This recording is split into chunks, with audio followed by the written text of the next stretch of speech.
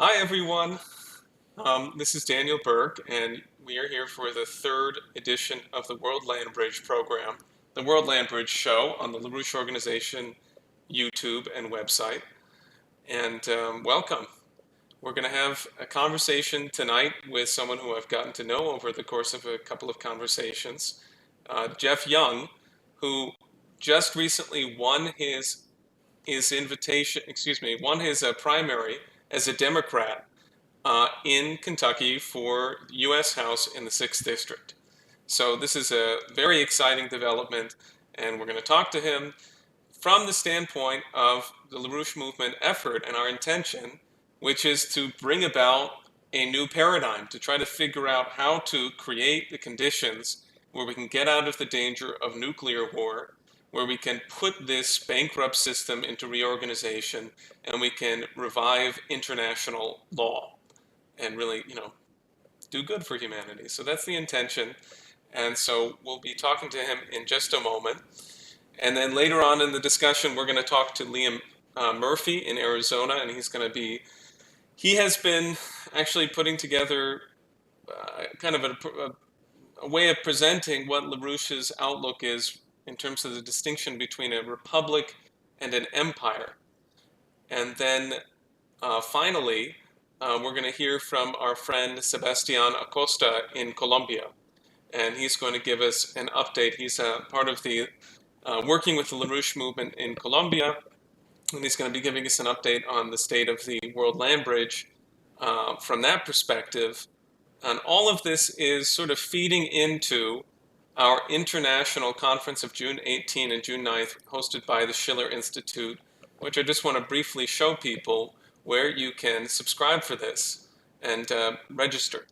There can be no peace without the bankruptcy reorganization of the dying transatlantic financial system. That's the name of the conference. That's the intention. You can read the invitation and participate on June 18th and 19th. Okay, so having said that, I want to go back and talk with, I want to start our conversation with Geoff. And please, as people are watching, we want you to participate as much as possible. All right, here we go. Hi, Geoff, are you there? Uh-oh, did we have some kind of a, did he drop off? I just heard him.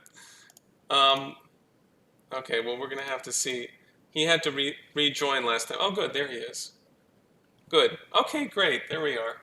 Hi, Geoff, how are you? Geoff Young, welcome. Doing fine. I've been hearing a delayed echo though. Okay, an echo. Yeah, Let's I'm see. here. What if we, let's see, a delayed echo. Do you have anything open in terms of like a window on your desktop? Yeah, you may be watching the stream by accident. That would cause Okay. it. Okay, Yeah, good. I had another window open. Right. Sorry. No problem. Welcome, Geoff, and congratulations on your primary victory. Well, thank you. Happy to be here. Good. Okay, well, I'll get right into it because we talked about a series of questions, and the first one that comes to mind is, of course, you and I think are of the same opinion that the neoliberal system is coming to an end.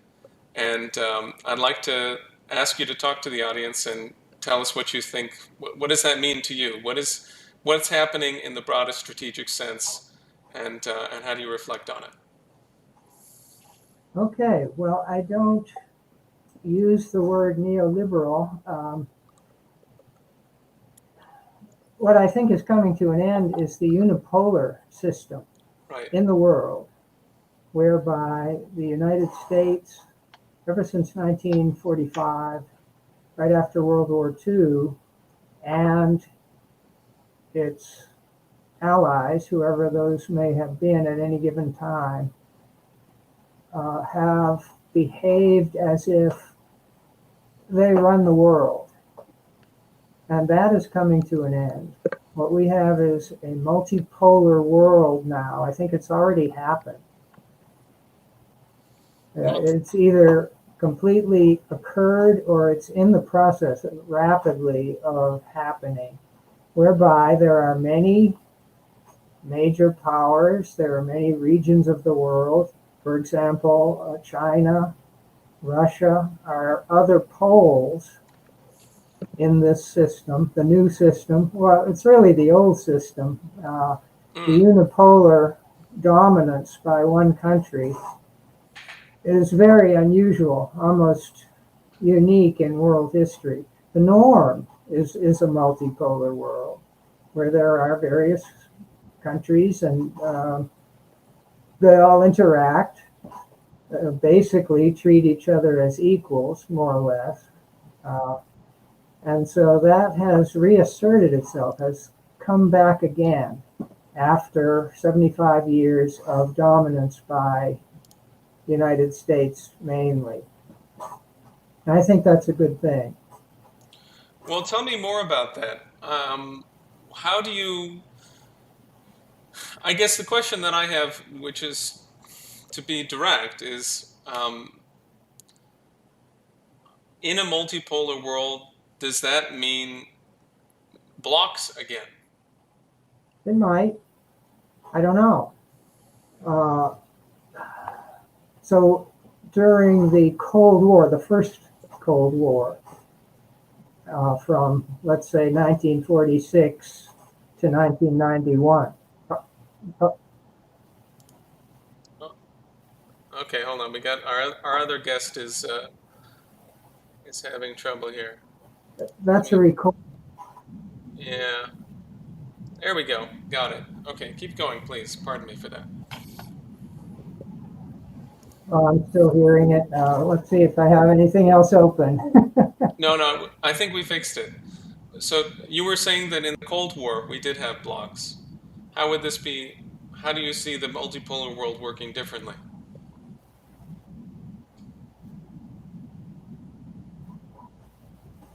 Okay, so please ask that again.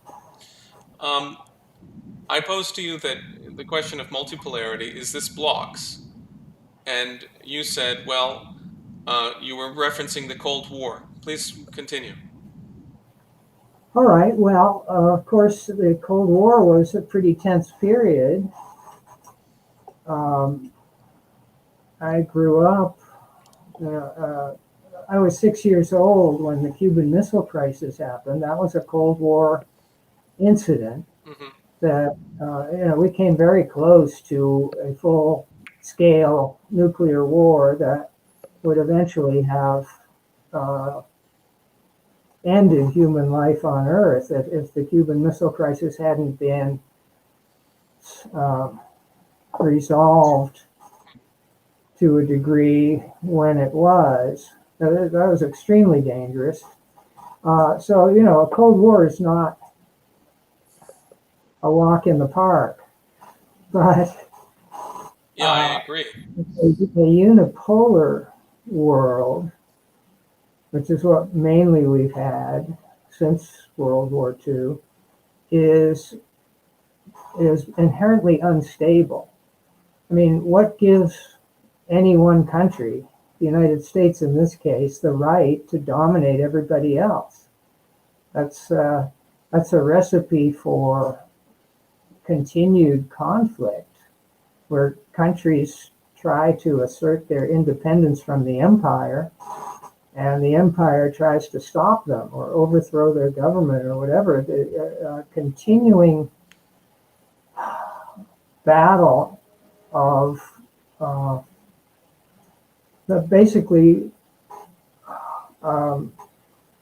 reduces to military force. So the United States today is still the only country in the world that has 800 or 900 military bases scattered all over the planet.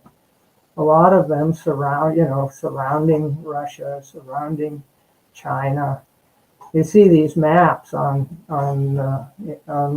that say, Iran is a threat to our security because look how close they are to all our bases. And so that's very unstable. It's unjust. The vision of the UN Charter of the United Yes. Nations Yes. that formed in 1945 was a community of nations that would resolve the conflicts that inevitably occur. Conflicts just happen. Okay, that can't be helped. But the UN was to make sure that they were settled without force and violence and warfare. Now, Well, since 1945, the United States has been the worst violator of the UN Charter. The country where I was born and grew up is the worst violator, the most aggressive imperialist power in the world today. And the main reason I'm running for Congress is to see if we can drop our empire, go with this multipolar arrangement, and retain our republic, our constitutional republic. So the headline for this conversation was about saving the republic, or remind me what the the headline. old Ben Franklin comment. It's a republic if you can keep it. Right. Okay. So right now, I think the greatest threat to the American republic is the American empire. Well, I want to say right off the bat that I mean, I think that your commitment to running, the way that you're approaching your efforts in the sixth district in Kentucky, and your contributions to the republic, your leadership in the republic, so to speak. I think this is the right way to do it. I mean, I know you've been running every 2 years since 2012, and you're not running because you're trying to, what I understand, so you tell me if I'm on the right track here, is that you're not running because you're trying to get a place in the Congress. It's what you just said. You're running because you're trying to end this imperial policy of the United States and bring about a different era. And go on, please. Well, I mean, that's correct. you want a place in the That Congress, and people should put you in the Congress. But the reason they're going to do that is because you're committed to leadership, and not to donors and parties and frauds like that. That's what I exactly. yeah. Um, I mean, I could do a lot of different things with the rest of my life, but um, dialing for dollars from lobbyists Yeah. and big donors is not how I want to spend my remaining years on this earth. Um, I'm trying to inject a voice Yes. in Washington that, look, our empire is going to fall, whether we like it or want it or not. It's going to fall. It's falling now. It's collapsing. And we can take an attitude of, oh no, that's the end of the world. We have to claw the empire back and try to retain it at all costs, no matter how many people get killed.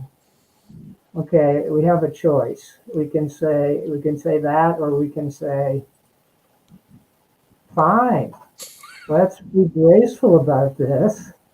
Pull back our troops, bring all our troops home, um, turn all those bases back over to the countries that they're in, and make our constitutional republic better. With all the resources we've been wasting on wars and weapons since 1945, we could make this country uh, a much better place to live, much more uh, cooperative, equal society. We don't have to cling to this idea that America has to dominate. That's a very dangerous assumption to make. Yeah, it's disgusting. It's completely like, I mean, if you look at the history, I have a list here, which I'm sure is not complete, of imperial wars executed by the United States since the founding of the United Nations, right, in 1944, by the actions of Franklin Delano Roosevelt, who was a fervent opponent of colonialism, a Yes. fervent opponent of imperial wars. In fact, he stated directly, as it's recorded in this book, As He Saw It, which is a book written by his son, who was at these meetings of the Big Three with Franklin, that Franklin said the colonial system means war. If you do not have economic development all across the world, you will have wars. And if we go this way, you're headed towards not simply wars, but World War III, which is exactly where we find ourselves today. So here's the list.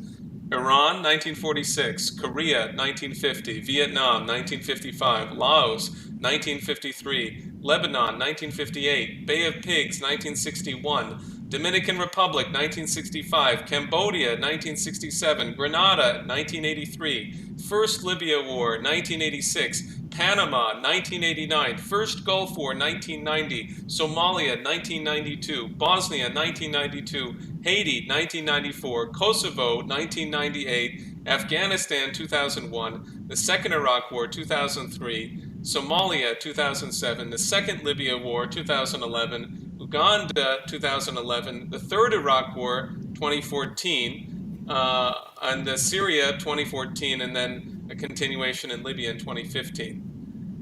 So this is, I mean, the fact that this is what our nation has been doing for since in that entire period for nearly a century, finally we're reaching a period of reckoning. But I want to pose Right. to, We yeah, can't keep it up. We can't maintain it. We can't afford it.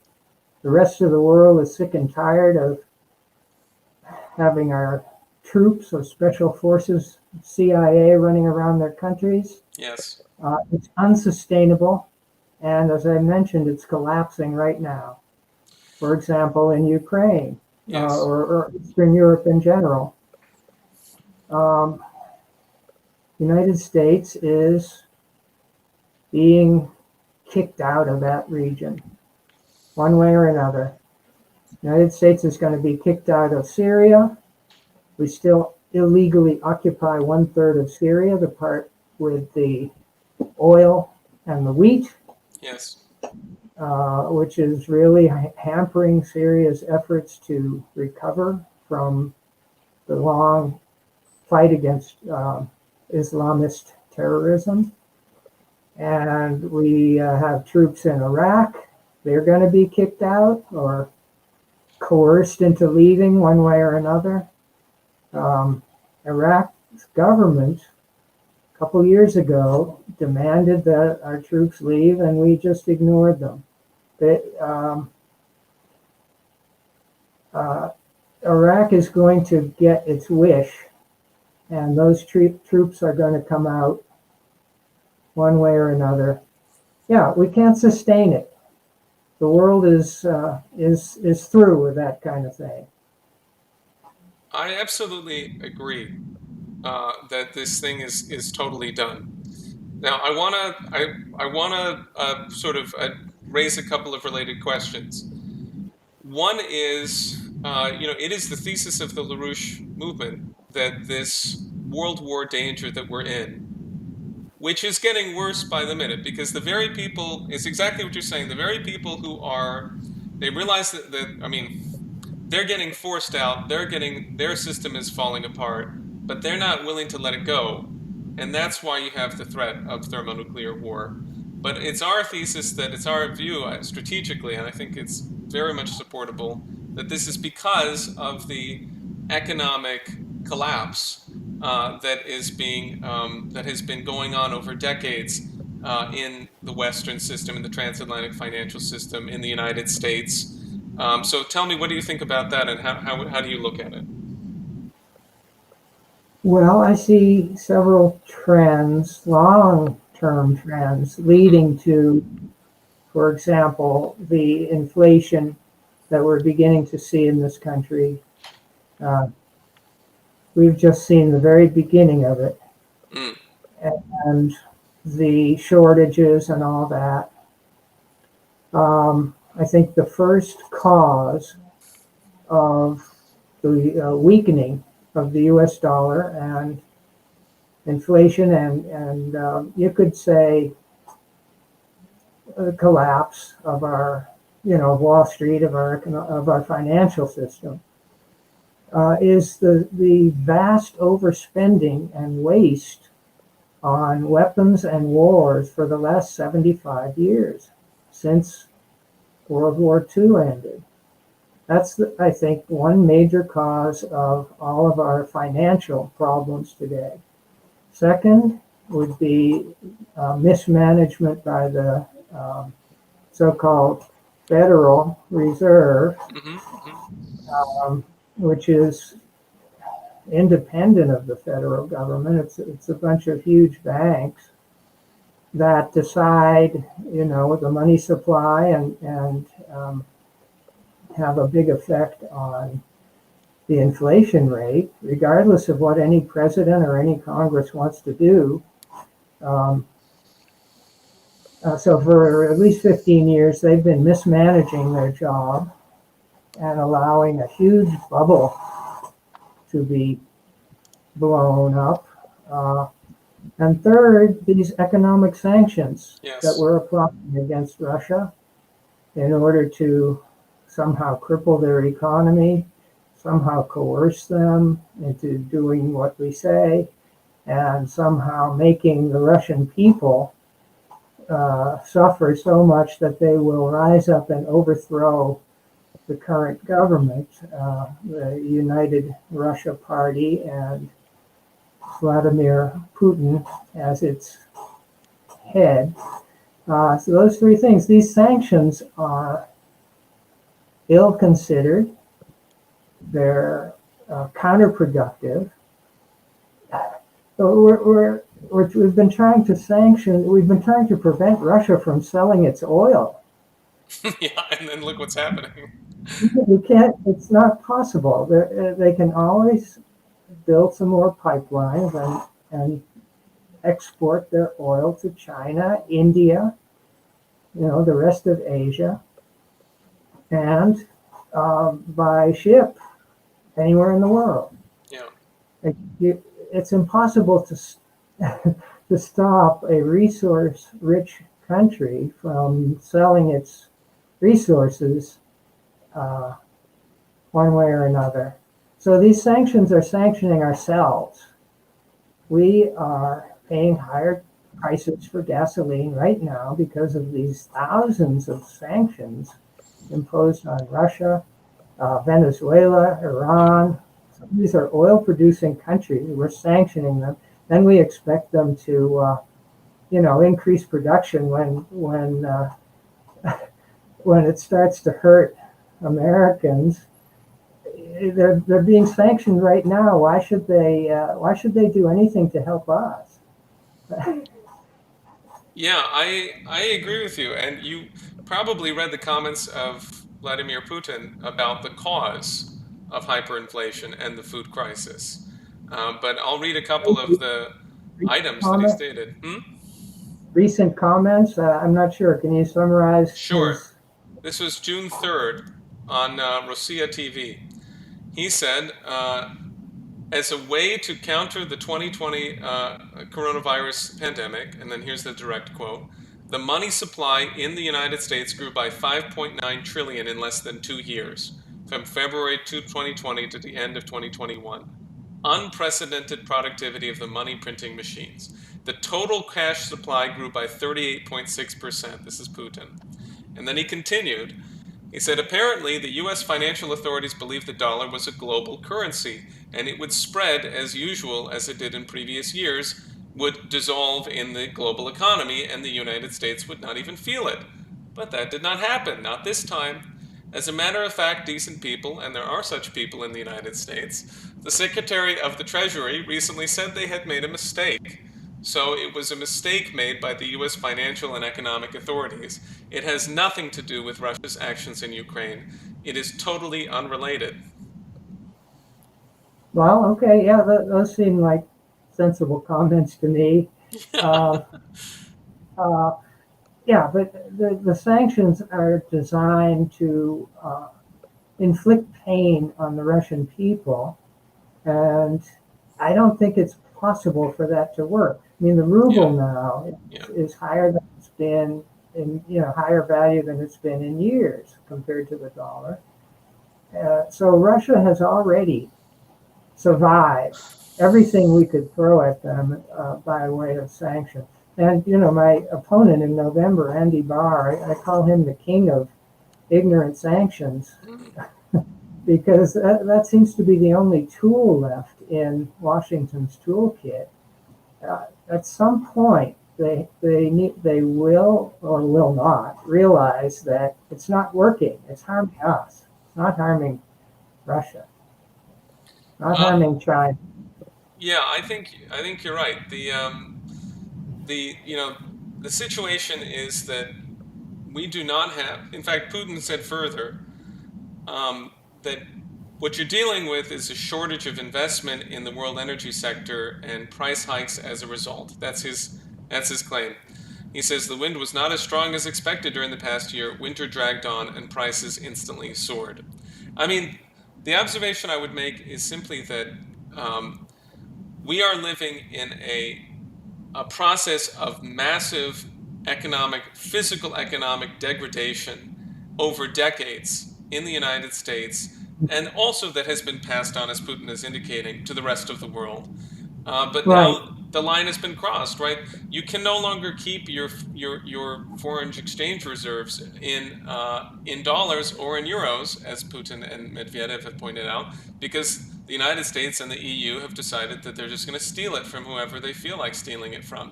Which, of Right. course, it's not just like the big bad Russia.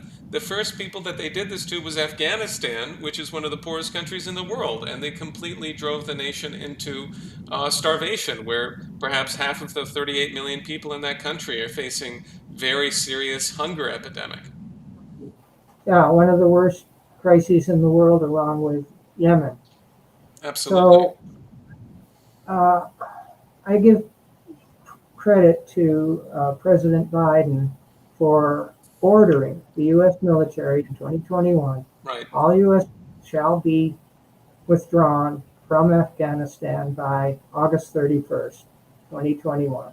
I think that was probably the best decision he's ever made in his life. But I think the Pentagon, the CIA blew it. The withdrawal was a mess, and I don't think it's Biden's fault. Um, but what is his fault is that he then went along with the idea of punishing Afghanistan for beating us, for kicking us out, and the theft of those, their assets that were deposited overseas. The previous Afghan government, that was just a spiteful thing to do, and it is harming the vast majority of Afghan people right now for no reason other than spite. That's a terrible move, and it does not improve America's reputation in the world. Well, let's ask that. I mean, I'd like to sort of move to a further point in the question here, which is, given everything that we're discussing and the collapse of the non-existence of international law in this respect, because the whole purpose of international law was to prevent things from happening like what you just described. Um, what are the prospects for reviving international law? What does that look like, and what are your Uh, thoughts? I have to question part of that assumption. International law is alive and well. The Mm, UN Charter has not been repealed, and that's really the foundation stone of international law today. The problem is that the United States and certain favored allies don't think it applies to us. right. We just violate it every day. Sanctions are a violation. Only the UN Security Council is supposed to be allowed to impose sanctions, which can be and often are a form of economic warfare targeted at the civilian population. It's illegal. unless the UN Security Council has approved it. And one good thing about the veto of the 5 permanent members of the UN Security Council is that if the US were to ever bother to go to the UN Security Council and say, look, Iran is a state sponsor of terrorism. We have to isolate their economy. Every country in the world should stop trading with Iran.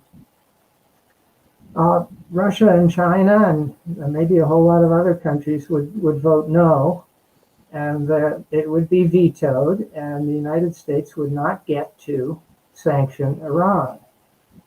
So that's a good thing about the veto.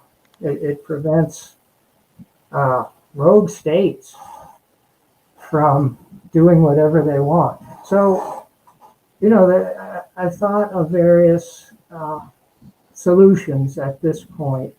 What could be done? I think if there are enough pro-peace people in Congress, we could get together and say the United States shall withdraw from the UN Security Council as a permanent member and shall remain a member of the General Assembly, shall not take part in any Security Council deliberations or decisions or voting. Just get the U.S. out of there, because we have been the primary violator of international law, especially the law against aggression, since 1945. So, that's a proposal. I don't know when or if it will be enacted, but if the United States did not have a veto in the Security Council, then I think international law would function quite a bit better. And, I suppose Britain could take over for us. But anyway, we would get closer to the original vision of Franklin Roosevelt when the UN was founded. And it would be more of a means of preventing violence and war going forward. Well, Other solutions, the U.S. should quit NATO. The NATO alliance is long outdated. In 1991, the old USSR disintegrated. The Warsaw Pact ceased to exist, Eastern European countries. And at that time, or 1 or 2 years after that, NATO should have dissolved too. But it didn't. It stayed around and started looking for things to do. And it became a major force for aggression, war, violence, and terrorism, not just in Europe, not just in the North Atlantic, but everywhere. All over the world. There are NATO troops in Afghanistan for 20 years. The organization should not exist anymore today. And the European countries can figure out other ways to ensure their self-defense from any threats they may think they have without U.S. troops, U.S. weapons, or U.S. bases in Europe. Well, I totally endorse the end of NATO, and I really am glad to hear you state that outlook. And I also think that the reorganization of the United Nations is urgently needed. I'd have to think more. I'm not convinced by the idea of removing the U.S. from that What security. about replacing the U.S. with India? Well, Huge country, that's big more, democracy, yeah. and just rotate the U.S. out of the Security Council and put India there. Well, I think there's a big question about the role of African nations. Why are they not represented in a more serious level? I understand that many African nations have voiced their complaints about this, and There's a lot to be done to address that side of the problem completely, because the problems, I mean, look, the thing that I want to sort of get to is, what is the positive role of the United States? Or, in other words, how are we going to solve the big problems? Because what I see is that we have um, the UN Secretary General has said that he thinks that there's 1.7 billion people who are facing food or going to face food insecurity in a near period of time, meaning they don't know where their next meal might come from, and they don't know if it's coming, and that will eventually, that can become hunger, it can become famine, starvation, mass death. Mhm. Which of course also the UN head of the Food and Drug Organization, or the World Food Program, excuse me, Michael Beasley, has made major comments about David Beasley, excuse me. So that there's a biblical scale famine, is what he stated. I see that this can be solved, but it really does seem to me to be such a big problem that it could only work if the US and China collaborated. I was very interested to read your remarks about the Belt and Road Initiative and the New Silk Road of China in your interview with Covert Action magazine. So please tell us more about your view on this. And I guess my question is, do you think it is possible for the United States to join it in that kind of policy? Well, starting from where we are today, to address the first question you had, what should the U.S. do now? Basically, back off. Back off. Yeah. Get our troops, weapons out of Europe. Uh, get far away from the South China Sea, and just stop making hotspots in the world even hotter. So that would be step number one. Mm-hmm. Then in December of 2021, Russia proposed a mutual security agreement or a Yes. peace treaty to the United States. Um, I read it when it was published and translated into English. I read that. I thought all of the provisions were quite reasonable. Mm-hmm. And if I had been in Congress then, I would have introduced legislation and tried to get support for it, saying the United States should agree with pretty much all of these proposals. Not conduct war games right on Russia's borders. Um, not establish bases or missile bases in the countries next to Russia, Poland, Romania, so on. Bring all of our land-based missiles out of Europe, out of wherever they are, back to the United States. If we're going to have land-based missiles, they should not be based outside the 50 states. These are reasonable proposals. Mm. The blob in Washington, the foreign policy, what should we call it, establishment, just Yeah. kind of blew it off. They said, oh, well, we might talk about some of these minor points, but on the major points, no, they're non-starters. They like that word. That was a huge mistake because it led directly to the current conflict in Ukraine. Russia realized, and not just the leaders, the Russian Security Council or, its equivalent, but the Russian people realized that the status quo and the trend of constant NATO expansion, closer and closer to Russia, was not acceptable. It was security, a type of security for NATO and the NATO members, the EU, but it was making Russians feel very insecure. Mm-hmm. And so they tried to convince the West that there's no true security unless everybody's secure. Yes. So I endorsed that idea, and I would Yes. have introduced the bill saying, do it, agree to that. Absolutely.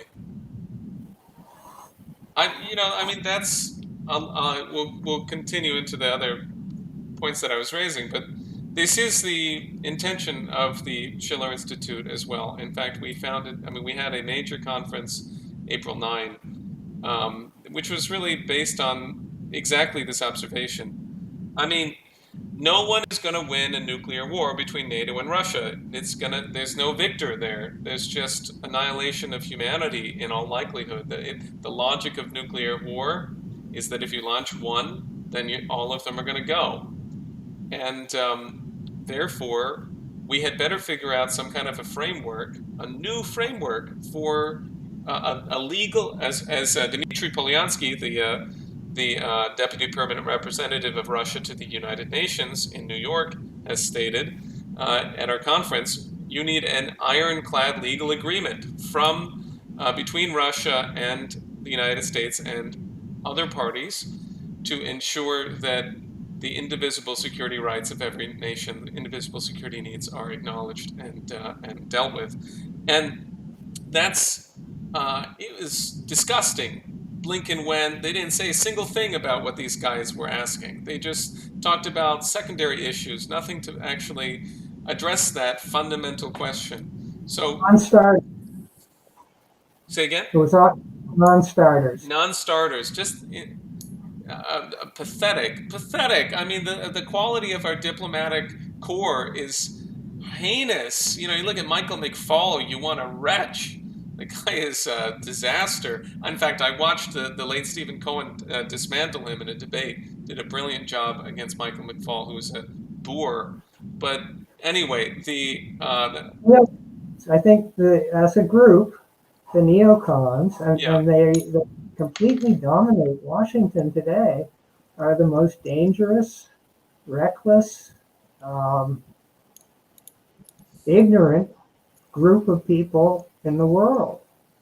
The neocon ideology. Okay, so let me define what I think a neocon is. please. Neocon is someone who believes that the United States and a few favored allies have the right, or even sometimes the moral obligation, to Hmm. overthrow governments, to invade countries, to starve their people through sanctions and economic blockades, Yep. to do anything we want to other countries if they have been labeled official enemies of Washington. That's a Hmm. neocon. Total contempt for international law, total contempt for the idea that any other country should have freedom or sovereignty, the ability to make its own decisions. No, we know better. Neocons want to make policy in every country they can. And again, people are getting tired of it. So they need to go. They need to retire or Yes. take a vacation. Yes. And get out of the think tanks, get out of the Yeah. State Department. Every government agency that has neocons should fire them. I totally agree with you. Victoria Nuland should be fired, possibly from a cannon, and we should say goodbye to this for good. I mean, there is an American tradition that is in opposition to that. There's an American tradition, if you go back to John Quincy Adams, who was U.S. ambassador to Russia. There is a tradition that says we should have a community of nation states that act in a way that proceeds from mutual benefit. And I think that there are many cases in our history. We've referenced Franklin Roosevelt, who's a crucial one, especially because of the specific role that he played in what we're dealing with today. Um, this is the the thing that really I'm secure in, and I want in my outlook is that it will be required for U.S. and China to come together. They're going to have to address Come when on, U.S. and China and Iran, just a whole bunch of countries. But U.S. and China, okay, Yeah, definitely yes. U.S. and Russia, definitely yes. yeah, I And we agree can, with you. I mean, I do have a difference in the idea of a multipolar world. I'm not. It's not that I think that. Well, I guess what I'm trying to say is that I'm convinced of the idea you have to go past multipolar.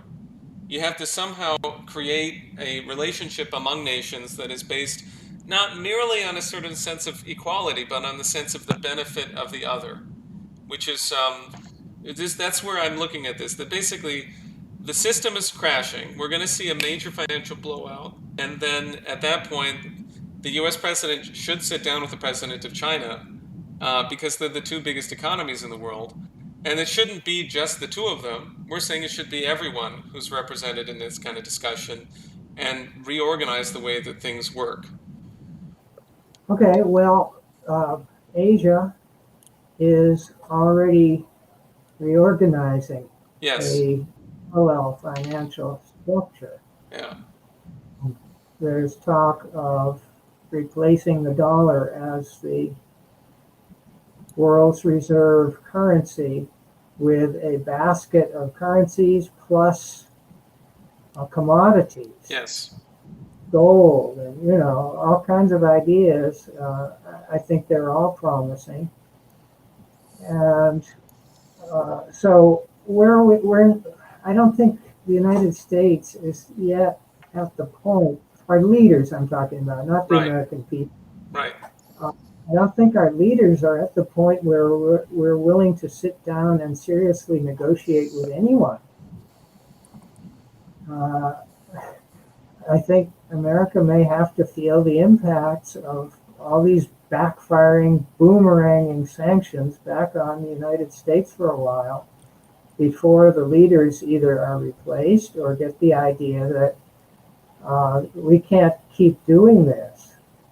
We have to start talking seriously with China, Russia, and other countries, um, or else we're going to be isolated in the world. So a dystopian vision that I have Mm. as one possible way things could develop is a divorce between the West and uh, the rest of the world. Mm-hmm. Far from isolating Russia, it will be the West that is isolating itself. The U.S., Canada, Western Europe, Australia. Um, not trading with anyone because our currency is, we won't be able to afford to buy anything from outside our country. Yeah. Uh, because the dollar will have crashed, and we'll just sit there and fester while the rest of the world will go on developing and building high-speed rail, trading with each other, and we'll be just left as some kind of backwater. Um, you know, uh, that's the dystopian vision that I have, and that's what I'd like to help Avoid. prevent if Yeah. possible. Well, I hear you. In fact, I've got some problem with my webcam that I'm trying to fix here for a quick moment. But um, I will say that that is actually explicitly what the neocons are trying to achieve. Let me see Say if that. I can, I They mean, want decoupling, they right? related, and I Decoupling. think I want the U.S. to be dominant again, but they can't get that. So let's see, maybe focus your camera. Yeah, that's Your what little your, I'm trying to do. It's giving me a hard time. uh, Um, anyway, yeah, no, I don't think the neocons are going to get their wish. hmm um, well, I guess my observation. I'm going to go ahead and do this and see if I can. Oh, I know how to do it. Okay. I'm still learning, Geoff, to be the full-time, person taking care of this at the same time that I'm talking to people. But I think that if I do this, it'll work. Okay, I'll work on it, but I'm going to deal with it for now. So, if you go to the Henry Jackson Society, I covered this on the last program that we did. The Henry Jackson Society is a leading neocon institution. It's run out of London, and they have Marco Rubio and a bunch of the like modern neocon types endorsing this policy. Steve Bannon is on exactly the same policy of decoupling with China, and it is. Yeah. In, Okay. All right. Go It's on. not really what it would mean. It would have unimaginable I impacts, agree completely. unforeseeable impacts on our own economy. If we try to do that, that's like Great Depression territory. I agree. So I think you've made a very good argument right now for putting you in the House as soon as possible, and really push. I encourage people to, to work with you and to figure out how we can create the kind of caucus of people who understand this kind of thing.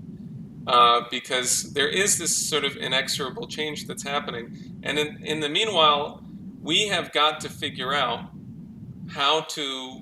We have really got to figure out how to get ourselves off of the track of nuclear war. I was really happy when I read about the fact that the day before the election, you sent out a mailer to absolutely everyone attacking, or as many people as you could reach, to attack Andy Barr for financing neo-Nazis. Can you say something about that? Yeah. On the front of it, I had my motto.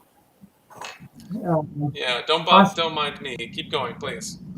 Rest of this campaign, the next 5 months. Unlike Andy Barr, I will never vote to send weapons to Nazis. And on the back, I had a montage of headlines and, pictures from mainstream media corporations like USA Today, New Yeah. York Times, all these totally mainstream sources from 2014 until 2021, all trying to alert the public and alert members of Congress that some of these groups that we're sending weapons to in Ukraine are Nazis. They use the swastika and all that. So there are all these pictures on the back. And I said, Andy Barr cannot deny that he has known since 2014 or 2015 that the federal government has been sending weapons to Nazis in Ukraine. It's been reported in the media, and he can't deny it. And so I've taken it as a mission during the next 5 months to inform every voter in the 6th district that Andy Barr has known about this. He hasn't done anything about it. And today he is still urging President Biden to send more weapons, more than the $40 billion that the U.S. House and Senate recently approved. Mm-hmm. Without a few representatives and a few senators opposed to it. So Andy Barr wants to send more. And what he's doing, what the federal government is doing, is actually putting weapons in the hands of Nazis. Now, I'm not saying that everybody in the Ukrainian military is a Nazi, that everybody in Ukraine, every Ukrainian citizen is a Nazi. No. Nazis represent a minority, possibly a small minority of the Ukrainian people.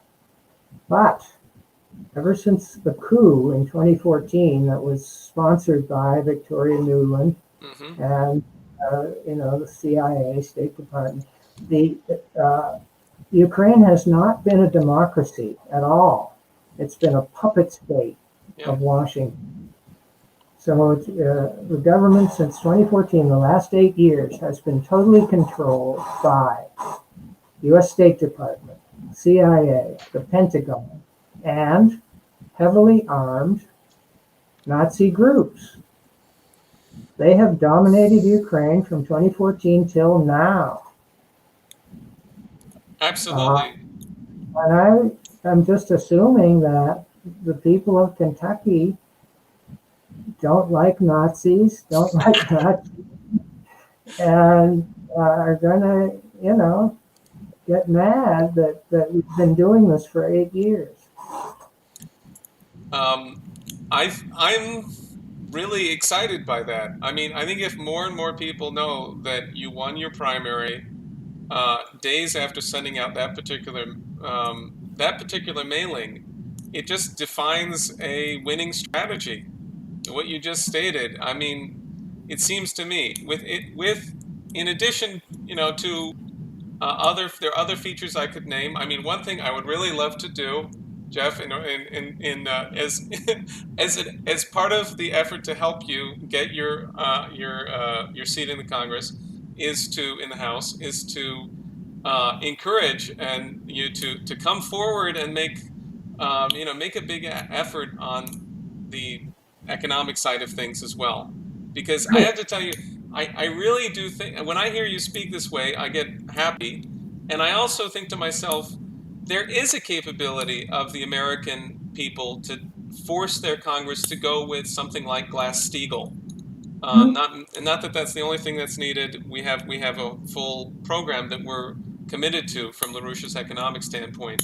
But Glass-Steagall is the kind of thing that many people can recognize is needed in a condition of financial crisis. It's obvious that the U.S. is in an extraordinary economic financial crisis. People are talking about it more. Biden's poll numbers, the Democratic poll numbers in general, are very poor because of the situation. Okay, well, What do you think? would you back and then explain what that is? Sure. So for people watching, the idea of Glass-Steagall is that this was actually implemented in 1933. When we talk about Franklin Roosevelt's 100th days, if I remember correctly, this was on the 100th day announced. And it is the legislation that creates effectively a firewall between the physical economy and the speculative economy. And this is basically what it means is that we're going to ensure the government will never, ever be able to bail out speculators, and that if you're choosing to be a bank, you must either be a speculative bank or you will be a commercial bank. If you're commercial, we're going to protect you, as with the other measures that FDR was able to get passed, like FDIC and so forth. But that we will protect you. But if you're a speculator, then you're out to dry. And yeah, go on, please. Okay. Yeah, great. I like it. Good. Okay. All right. We're making progress then. But no, go on. Glass for the 21st century that some Democrats were proposing a few years ago. Haven't heard much about it lately, and I don't know how it compares to the original. But anyway, I think it's now clear what you're talking about and what needs to be done. One of the many things that need to be done. Yeah. I think we should also abolish the CIA. Yeah. Talk to us about that. So abolish, and then what? Well, we have supposedly 17 members of the intelligence community. And the CIA since 1947 has been the worst one, the most violent, the most destructive. They've been running drugs, addictive drugs, since they were founded and still are today, even though Congress told them to stop. At a certain point, they never did. They've been dominating, infiltrating the mainstream media corporation. Instead of having, having reporters call up their CIA contact for a lead, we've got CIA or so-called ex-CIA people as the hosts of TV news shows, as frequent guests, commentators, right there out in the open. Uh, and all of that is contrary to the CIA's founding charter. They're not supposed to conduct operations against, in the United States.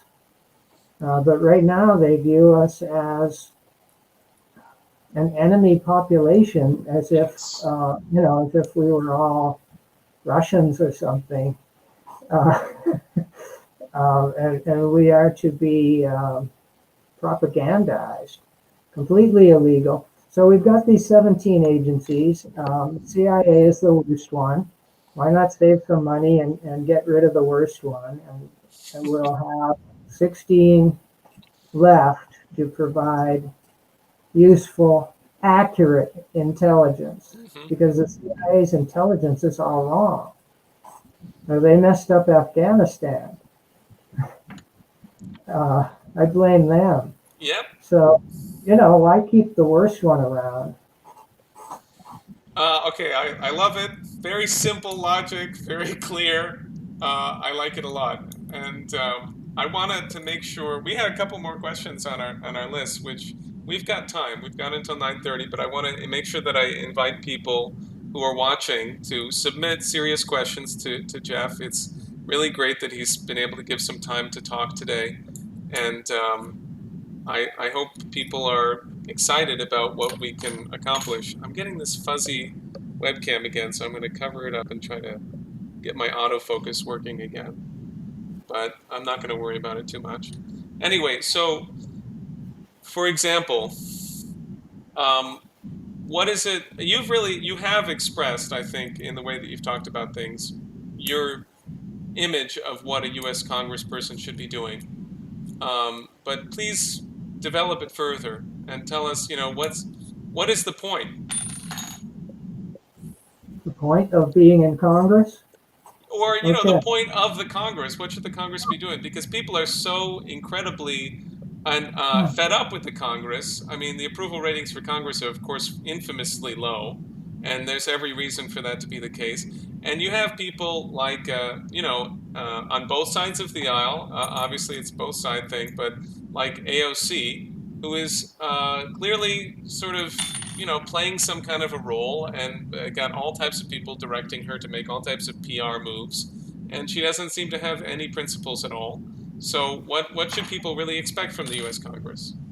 All right.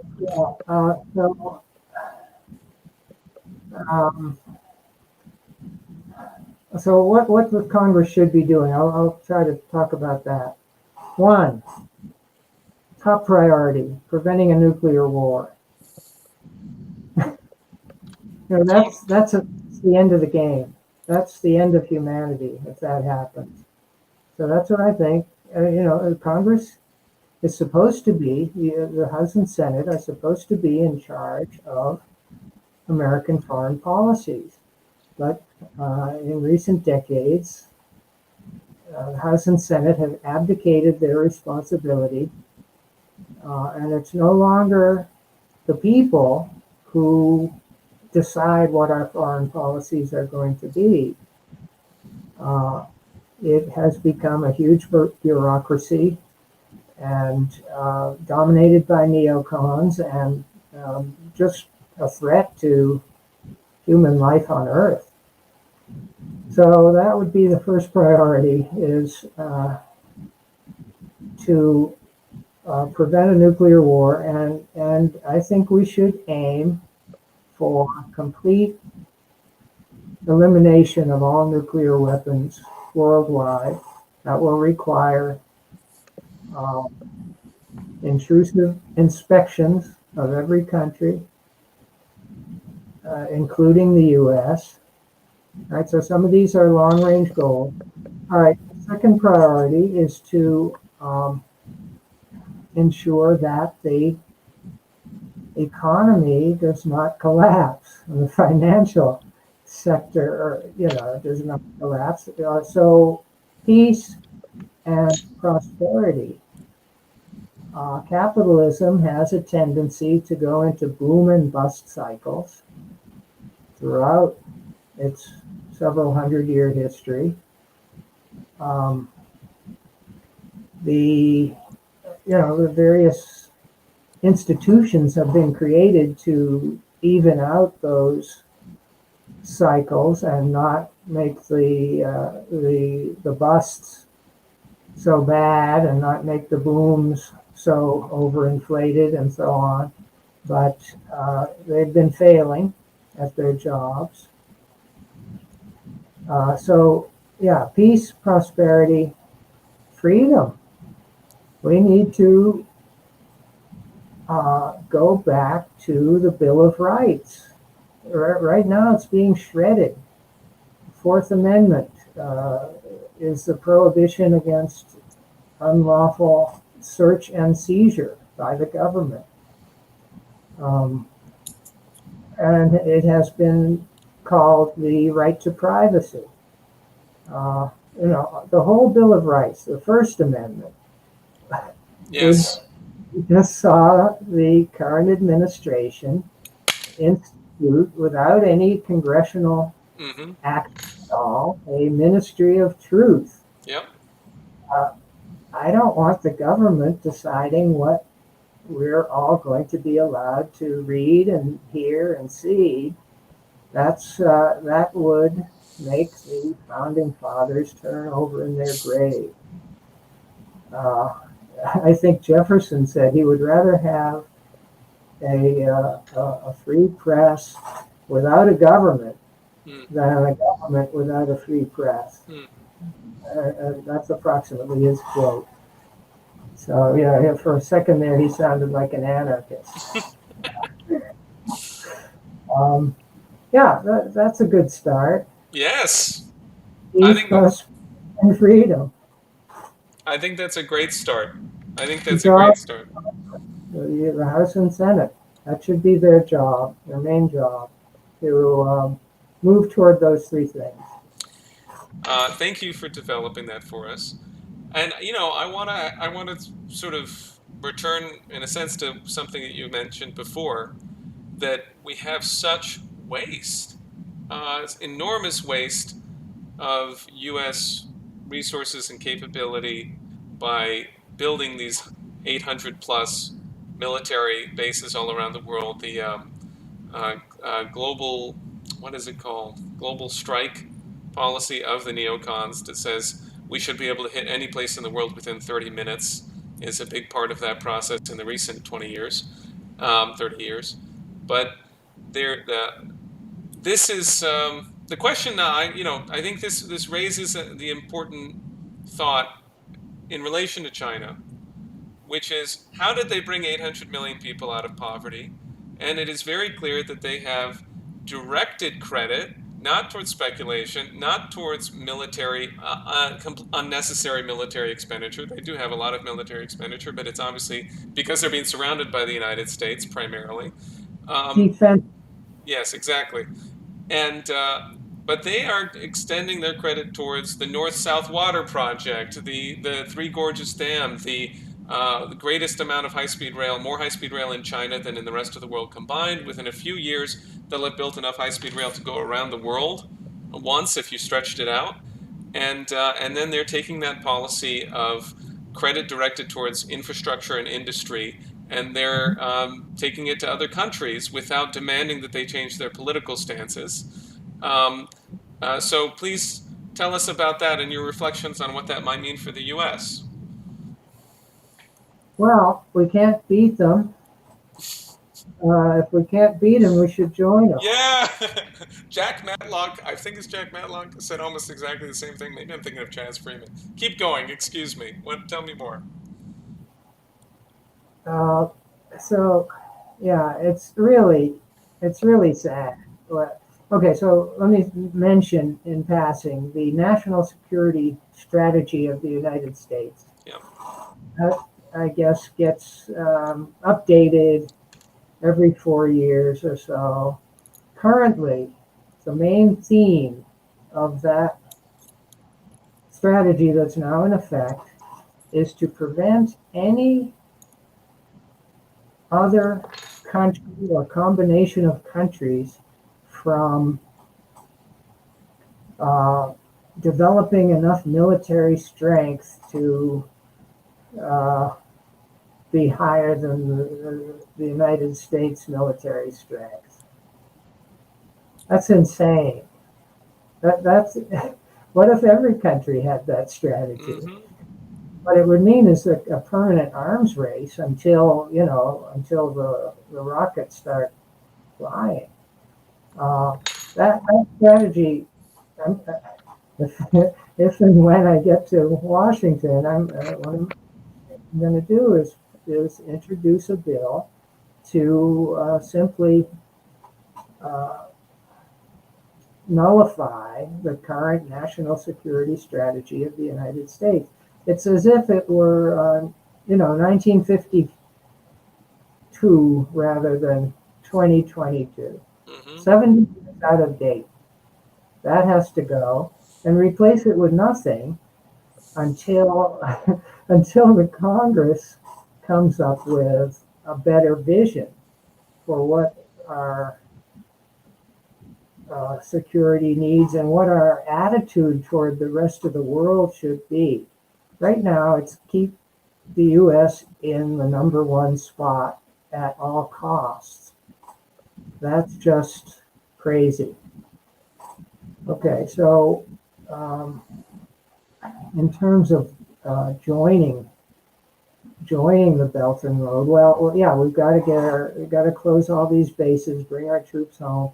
There are plenty of things that our soldiers could be doing. The example of the New Deal in the 1930s, the Yes. Army Corps of Engineers could we they could be building high-speed rail or new um, dams in areas where that's environmentally safe.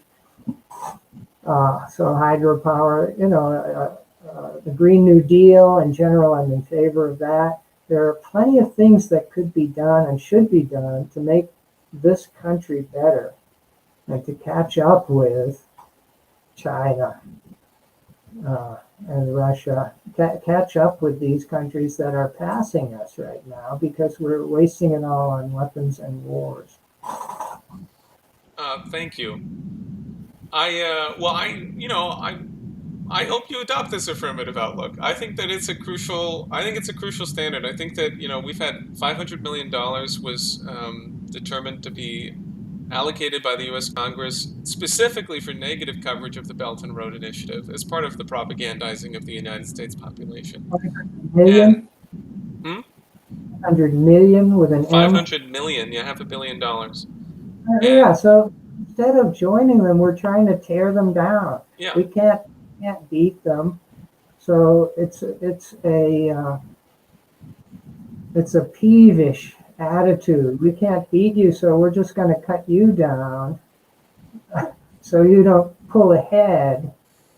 That's not an inspiring vision for no, the it's American not. humanity as a whole. Well, It, let's go to that question then, because I do want to know from you. This is a question we talk about. Uh, where where do you want the world to be in 50 years? What do you think it should look like? What's your biggest, if you could give your biggest vision? And I hope that there are some people watching now who are 20, 25, who, will be around in 50 years to really see this through. well, can I confine it to the United States? As you please. Well, all right, so it relates to the rest of the world also. And the first thing I would say is the United States should seek to become a genuine, productive, cooperative member of the Society of Nations. We've tried to dominate the world for far too long. It's not sustainable. So if we could just become a non-exceptional great country, great nation, you can be a great country without trying to assert that you're the best ever. Yeah, a member of the community of nations that treats nations with respect, that is able to come to agreements with other countries that are not based on dominating them. All right, so become a member of the community of nations. That would take us a long way to a more peaceful, cooperative world. And then, sure, join, start building high-speed rail across this country, Canada, through Central America. Get a worldwide network where people trade with each other, not in an exploitative way, but where it's win-win for all the countries involved, where both countries, where the prices are fair and negotiated, and not, the opposite of imperialism. Yes. Where countries are free to try whatever government they want and not get overthrown or subverted, and trade with each other in a normal way. Was it Jefferson who said peaceful relations and trade with all countries and tangling alliances with none? So that's a vision both for the U.S. and the rest of the world, or our trading partners. I love it. I think it's I think it's a bold and attractive vision, and it does harmonize with my own, which is the idea of the World Land Bridge, which is of course the name of our show, and and and the notion. I'm going to go further. I'm going to say I think that. Um, the great contributions the advancements that are promised in the realm of fundamental science, in the commitment to fusion energy and the commitment to space exploration. We haven't had a chance to discuss this in depth, but I do want to state it's my view that this is the kind of thing that could revolutionize the world economy and create abundance for for all peoples. So that's another element I'd like to add in there from my standpoint.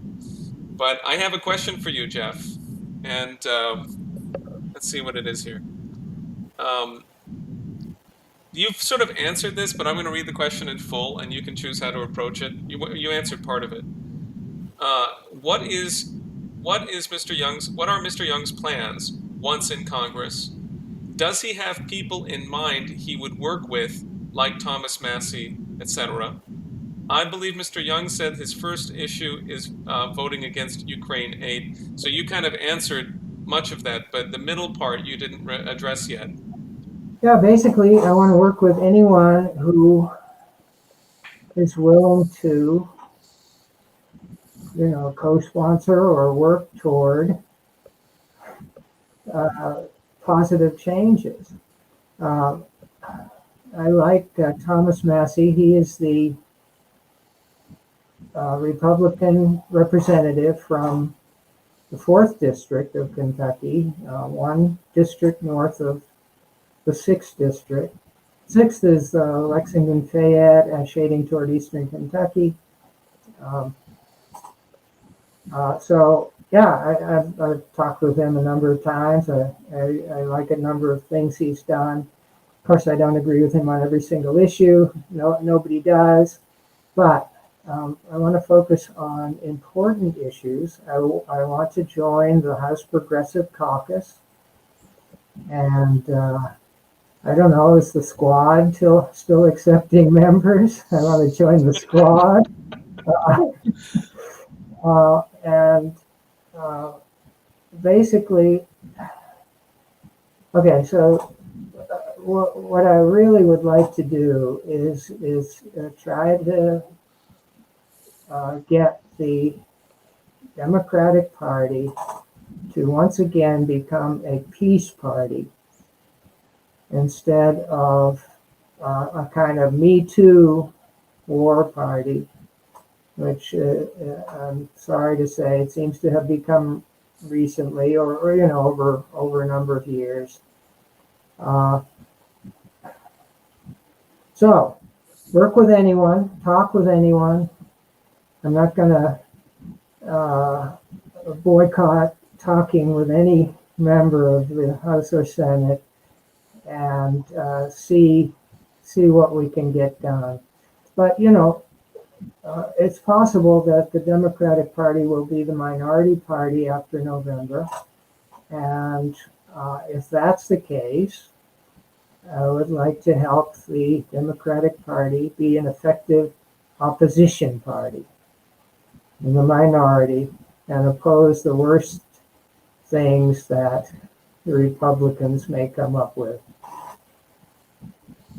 Thank you. Thank you, Geoff. Someone in the chat says that you should form a new, actually based squad. um, and Reality, how about that? say, Reality based. yeah, there you go. That'd be a great improvement. Uh, Someone asked a sharp question. Geoff, how will you prevent your campaign from being co-opted by establishment Democrats? Well, it's easy. Right now, they won't talk to me. You can't co-opt me, so that's no. No, but I really want to uh, make up with the Democratic Party of Kentucky. I think that the party should say, we support at least verbally all of our nominees at all levels. Vote blue no matter who. That's been the standard saying for decades. I hear it every time. Uh, so this time, I think they should go back to the well-established pattern and inform all of the voters in Kentucky why they should vote blue. Sounds good to me. I agree with you. They should be supporting you. If they knew what was good for them, then they would be doing it already to the hilt. So, okay, I have at least a couple of other things that come up, but we're running out of time here. So I just want to sort of give you a chance to tell people if they live in Kentucky or if they live in the 6th District or they live somewhere near, how can they help your campaign? Please tell the people. Well, anyone in the United States can help. You go to my website, you can donate. I think Andy Barr now has over $2 million, and I have approximately nothing. I mean, donations have started to pick up after the May 17th primary, but fundraising, we have to do it. Yeah, you can contact the campaign if you want to help on social media. You can do that from anywhere. If you want to help knock on doors, I have a field director who is going to organize the ground campaign. And yeah, just any way you want to help, just contact the campaign and we'll find a way for you to get involved. Young for Kentucky. The website is YOUNG, the number 4, KY.com. Excellent. Go on, please. Find me Facebook, Twitter, and you can find the website. So yes, we welcome everybody. Great. Okay, very good. I guess in sort of wrapping it up, I do want to make a formal invitation to you on behalf of the LaRouche organization and the Schiller Institute to participate in, to help us to organize and to participate in this conference that we have coming up June 18th and 19th. Because I think that You know, Helga LaRouche's outlook is that time is rapidly running out, that we're basically living on borrowed time, and that we need to very quickly um, act in a unified, in as not unified necessarily, but in solidarity, I might say, uh, to solve the big problems, to try to get the discussion going and to get ahead of the process that is unfolding right now. Because um, some of us can see just how bad the situation is, but a large majority of American people cannot see that. And if you went to the American people and said, like you're doing right now, you're doing to them, you're saying, hey, we don't need a nuclear war with Russia. I mean, we can solve this another way. Then look at this, they vote for you. You know, the people, there's a large group of people who, if they were appropriately presented what's actually happening and were given a sense that there are ways to solve the crisis, that they could respond. So I definitely want to invite you to participate in that conference because it will be an international effort to have that kind of discussion. And I want to invite all of our listeners to do the same. And otherwise, I just want to thank you for your time and thank you for the conversation, for the very lively and happy dialogue, because it's always happy to find people who have minds in motion and who are standing for principle. And there are other things I really would love to talk to you about again in the future, like you mentioned to me in our conversations, your recent 180-degree turn on nuclear, so that you've found yourself now being supportive of nuclear power. I think that's fascinating. I'd like to learn about it from you. But yeah, go on. Excuse me. I really don't know if fusion will ever be commercially viable or not. But yeah, I had been anti-nuclear power for 40 years, uh, and recently read some things by an author who convinced me that, with peak oil approaching, it's probably necessary. Now it Okay. has to be in a safe way, right? You can't have more Chernobyls or Fukushima disasters. It has to be safe, has to be better designed. But yeah, I'm open to that as an energy source Well, that because just by sheer necessity is going to force us to do it. that might be an interesting discussion in the future. I think I have a different outlook on what is the sheer necessity, and so that could be a useful point of dialogue. But I really appreciate you sharing that. So let me turn it over to you to complete your comments and Well, speak to the audience. Anything you'd like to say? I thank you for inviting me. You can tell I love to talk about politics, national, local, any kind. uh, so yeah, it's been a pleasure, and I hope that the conference produces some good results, and um, and we move forward in all kinds of ways from where we are now. Thank you. Thank you very much, Geoff. Okay, so people visit his website and have a wonderful evening, Geoff. Thanks for spending time with us. Bye. Okay, let me just make sure I have um, my. There we go. Okay, there we go. There we go. All right. Thank you, everyone who participated in that. Thank you to Ashley in particular for providing me some very useful notes, which I may look at again and review with people right now to kind of put the story up front. Um, I really enjoyed talking to Geoff. I hope that you will, reach out to him. And I think we need to be alert and look for other people, other candidates who are thinking in this way. Our policy, my intention, and my hope is that uh, Geoff Young, his campaign, in his efforts, and really many people across the nation will move now to endorse the LaRouche policy on reorganizing this bankrupt financial system, initiating a new one, and doing so in a way that is in cooperation with Russia and China and India in particular, and all nations, as a means of addressing, the failure of this neoliberal system, of the British Empire system, the City of London, and so forth. This monetarism, this belief in that there's no such thing as real physical value, and that we can just make things up as we go along. No, the system is being demolished because human beings are being treated as less than human.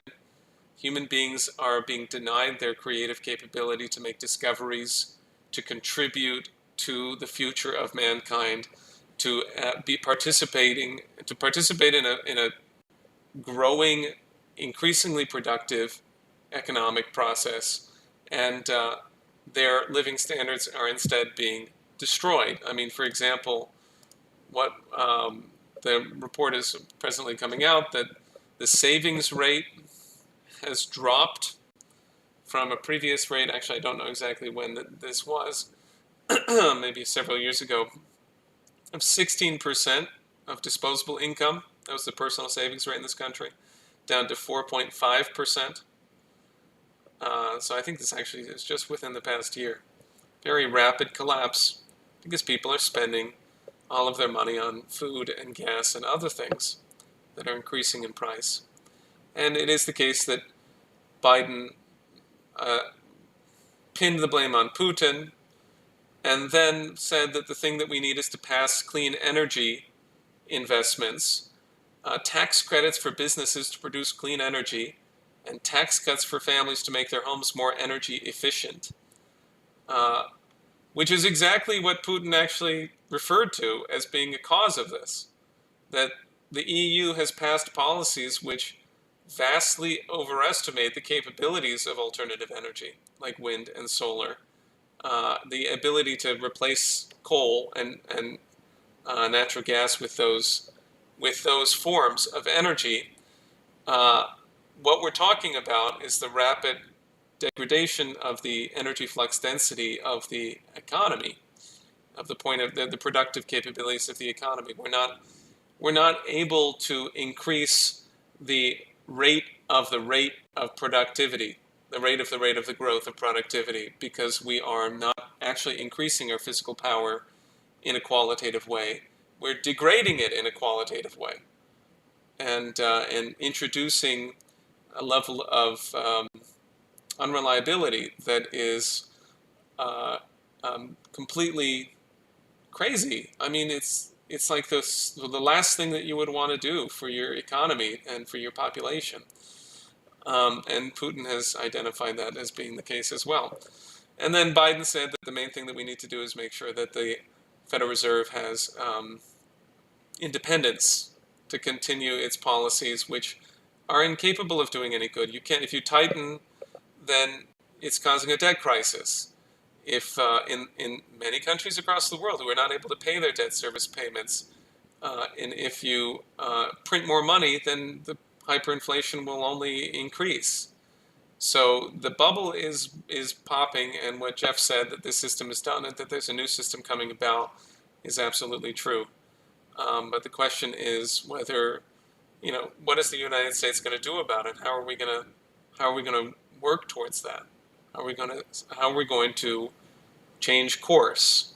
And so that's why, my real hope is that, Geoff, I want to go beyond the idea, which is that we don't want to be an exceptional nation. I agree with that. It's not like we want to. People shouldn't think like the neocons do, that the U.S. has the unique role and has the ability to go and do whatever it wants anywhere it wants to. Certainly not. This is insane, which is really an imitation of the British Empire, and the neocons are completely in love with the British Empire as a model for what the United States should be. You can read, like, Robert Kagan is the husband, I believe, of Victoria Nuland, and he has written, exactly that kind of thing. Or if you look at Curtis Yarvin, the tool of Peter Thiel and other associated figures, who says that the U.S. should go back to should be under Queen Elizabeth II. Basically, it should be under a monarch, and uses Queen Elizabeth II as his number one, example of that. So there is a really atrocious thing that we're facing here from that policy, that kind of outlook about what the United States should be. But it's my view that we need to have an affirmative conception, and it's the effort of the LaRouche movement to provide the outlook. And what does that mean? How do you have a world of mutual benefit? If we're not going to have war, then what is the peace that we're winning? It's not a peace of hiving off into two different sectors of humanity, which Geoff is right. That would cause, if U.S. and China decouple, that would cause something much worse than the Great Depression, not just here, but in most parts of the world. But rather, we're going to have to come up with a vision of how the U.S. and China can work together, which is what we've been providing at the LaRouche Organization and the Schiller Institute. And that is the World Land Bridge. It's the LaRouche plan for a new international economic architecture, as has been presented by Frank Xi in the first episode of this show. So that's the kind of outlook that we really need. And in order to discuss that further, we're going to go to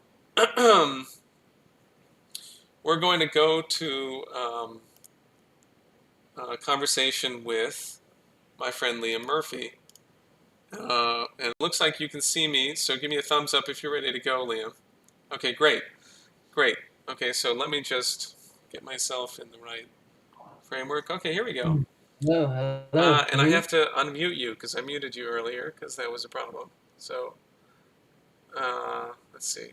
Try speaking, Liam. Let's see. Hello. Can you hear me? There we go. Got it. Okay, go ahead, please. Can you hear me? Yeah, we can hear you. Oh, great. So, well, thank you for having me on. Yeah, thank you. Yeah.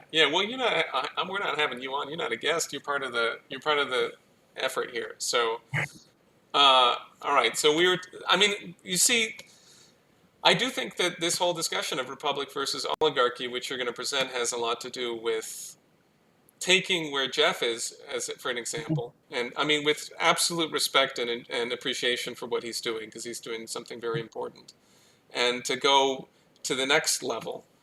So tell us, what is it that you're going to go through today?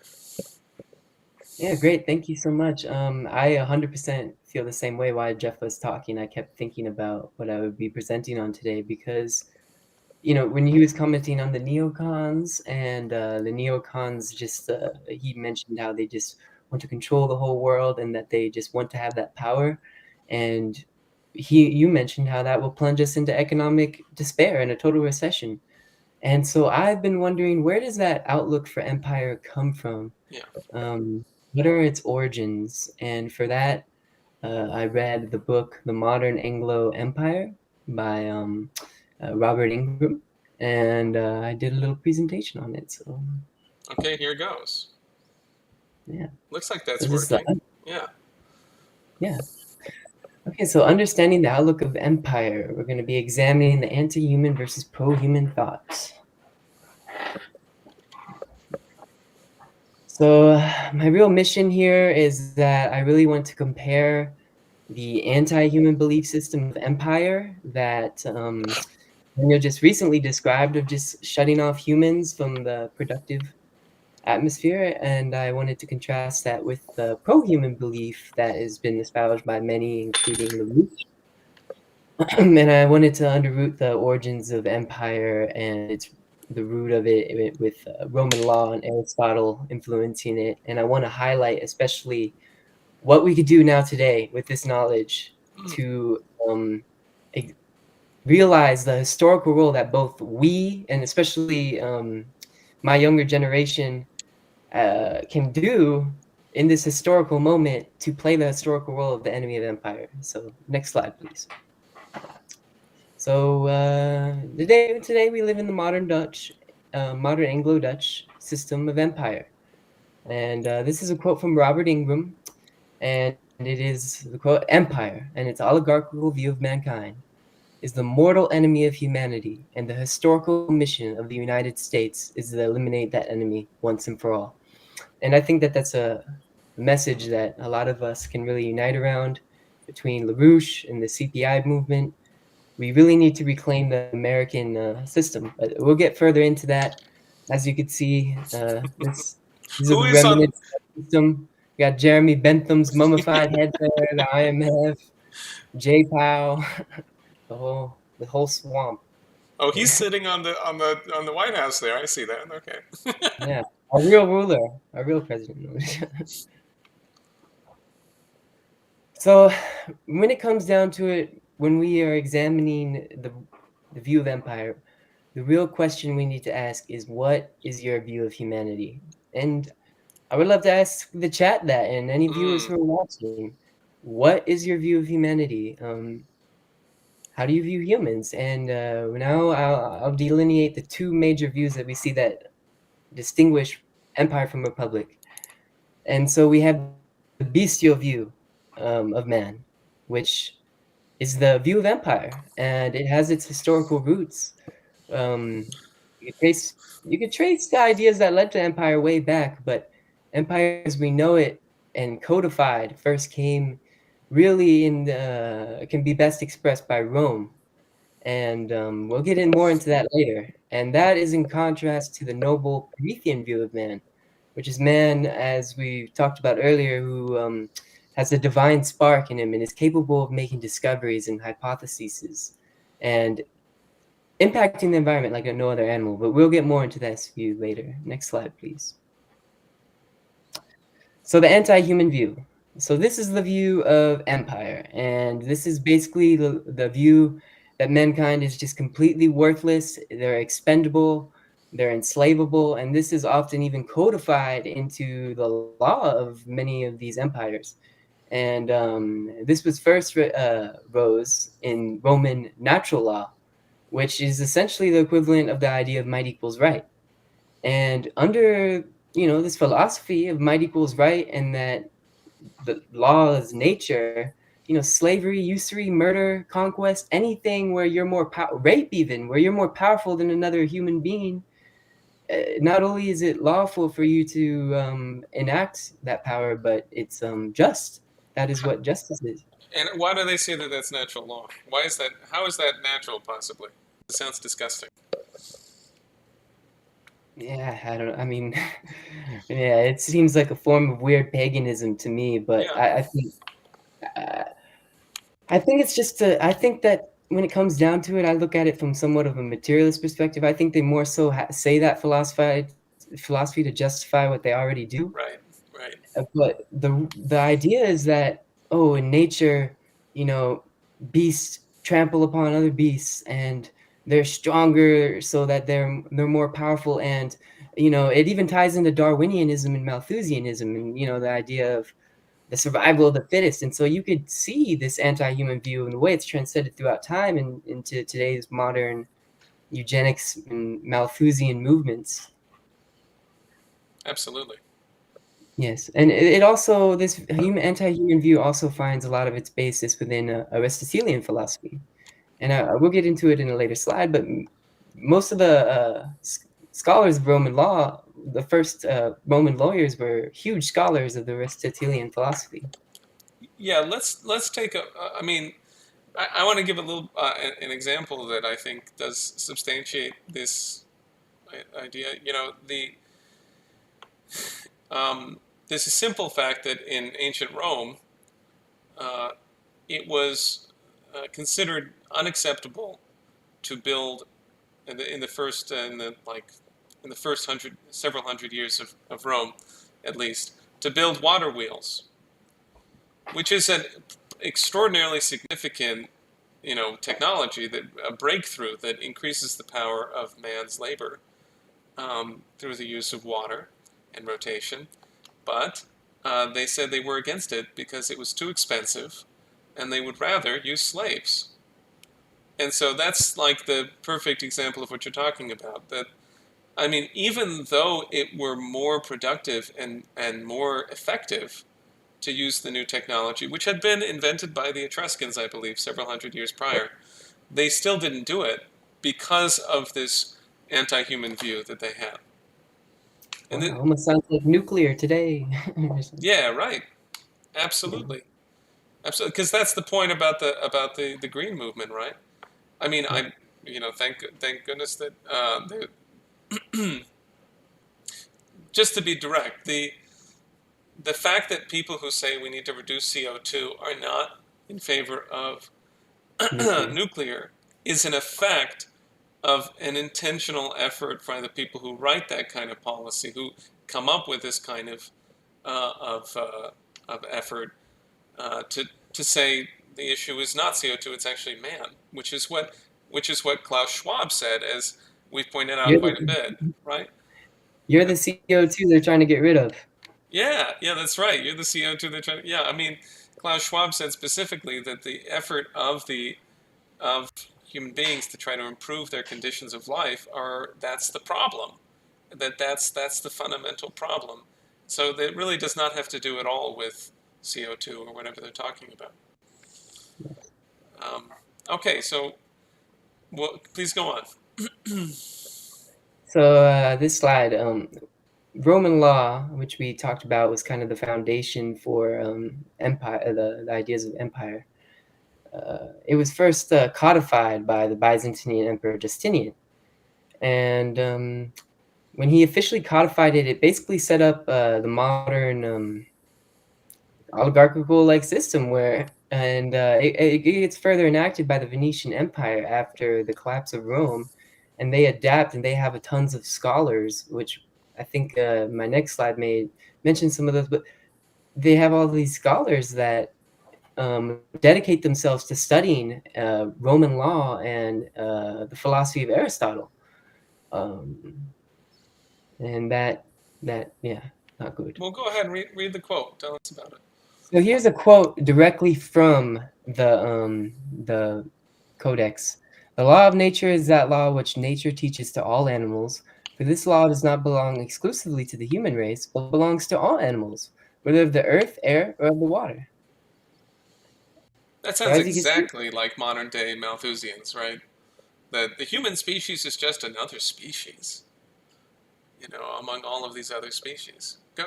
and we're all under the same law. And also, the thing that really bothers me about this is it distinguishes law as something that isn't made by reason or that humans Yes. can't develop. I think that's even the biggest thing, is something that humans can't develop and contribute to.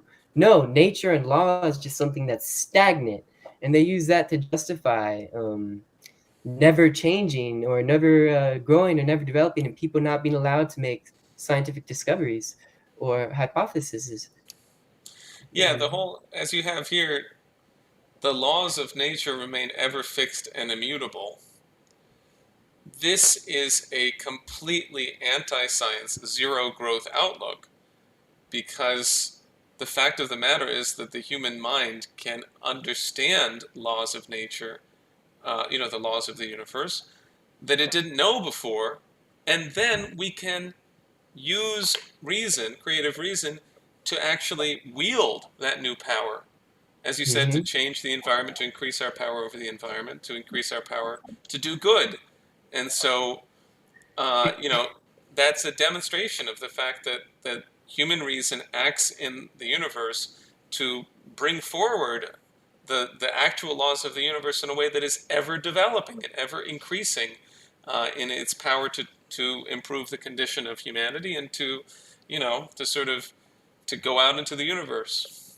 Yeah, and humanity is the only species Yeah. that is capable of that, and we are the only species capable of discovering the laws of the universe. So it's saying that the law of nature remains ever fixed and immutable, but we can, through our own minds and through the process of discovery, can move forward and change our understanding. Like, but this is just setting the understanding of nature and of law and of existence to one stagnant branch. It's not science. You're exactly right. It's anti-science. It's And to that keep people. Yeah. absolutely, and therefore the actual text, the actual intention here is to say it is the law of nature. This is what Aristotle says, that it is the law of nature that some people are masters and some people are slaves. And so they just assert that likewise, just as this is the case, for natural law, is it the case for the law of social relations? Great way of tying it. Yeah. Oh, And, yeah, like we were saying, this ties in exactly with, should remind us of the Malthusians of today and the people who are advocating for degrowth. Because within their models, I've read some of the LaRouche papers, I forget which it is, but it mentions that within their models, they don't account for any progression in technology or yeah, any progression in the human mind. Their models are based off of something that is already fallacious. And they completely take out the contribution of the human impact of discovery from their models. They don't even assume that humans can make discovery. absolutely. You're And talking about basically the Club of Rome and the 1971, I believe. There are, excuse me, limits to growth, which is written by Meadows and Forrester of MIT, in which they have these various charts of how things are going to get worse and worse and worse as we have more and more people. And in fact, they explicitly leave out technological progress. And this is an image from our friend Fox Green. Okay, so these people all have an absolutely pathetically low image of man. All right, so please continue. so we wanted to go a little bit more in depth in the Aristotle's role in the justification of empire, although I think we have already talked about it a little bit, and this is maybe more of your strong suit, Daniel. Sure. But like I mentioned earlier, during the Venetian era, that is the first Venetian era, that is when a lot of these, there was another emergence later, in a couple of centuries later, but this is when the first emergence of Aristotelian scholarly work and thought reemerged, and which justified the zero growth, stagnant law that we were just speaking of. Yeah, I mean, the idea of sense certainty is that it's just a trick. It's just a fraud. It's a total fraud. But you'll find it in Aristotle. Is the idea that you can only know something through your senses. If you have a that your sense impression is where you derive certainty about things, about science, about the universe, about man's relationship to the universe, and therefore, I mean, they impose this, and use all types of sophistry to try to argue it, and then really just sort of top down require people to approach things from this perspective. That's the sort of, you look at the way that people are that the Russia narrative is being enforced today, or if you consider the way that the CO2 reduction outlook is enforced in the population today. They keep everything out of the IPCC report that refers to the role of the sun, for example, in impacting in the climate. That's the same kind of thing that was going on throughout this period, that the Aristotelian outlook was being enforced, and people who bucked the trend were, were excluded. But if you tell people that you find things out through your senses, then they will never make a discovery of a principle, because it's You're not limited to possible. you're limited to your senses. You're not, yeah. And from my understanding, this goes this Aristotle's thought forms the basis of later empiricism, which I never noticed until thinking about it Yeah, deeper and really looking at that word. yeah, That empire is literally in the word empiricism. yeah, yeah, absolutely. Um, the the Aristotle just makes up certain presumptions, assertions about the way that the world works, and then people all sort of go along with them because they say, "Oh, he's so smart," and they're sort of going along with the leading narrative, right? But then later on, this is sort of improved, so to speak, from the standpoint of the oligarchy, in response to the action of people like Nicholas of Cusa and Johannes Kepler. And instead of having that completely focused on the Aristotelian form of sense certainty, they they tweak it and develop it. But that's a discussion for another time.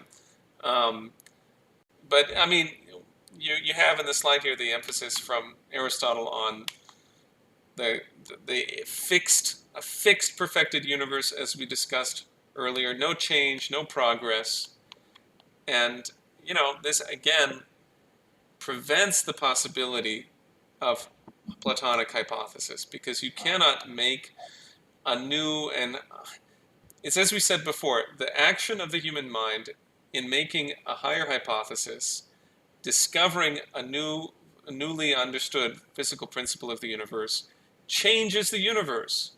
So as soon as you say that the universe can't change, you're saying, and you can only know things through your senses, you're saying the mind doesn't exist, and you cannot change the universe through scientific discovery. Anyway, so we've made the point clear. So I'll continue to the next slide. So now that we've given a lot of talk about the anti-human view, it's time that we talk about the pro-human view.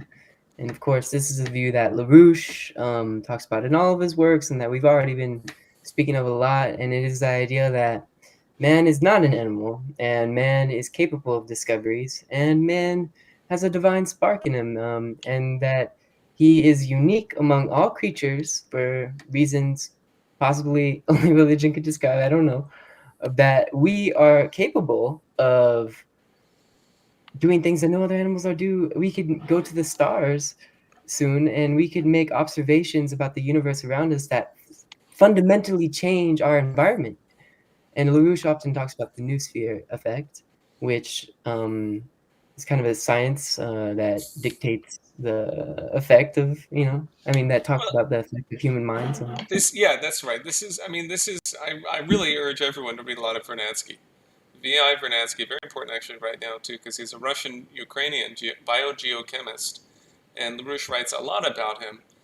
His contributions in the first half of the 20th century are tremendous, because he advances the view that if you simply take an a really empirical view of what happens in the world, on the planet, that is, that human thought is a planetary phenomenon, and that human thought by the 20th century has become the most powerful force on the planet.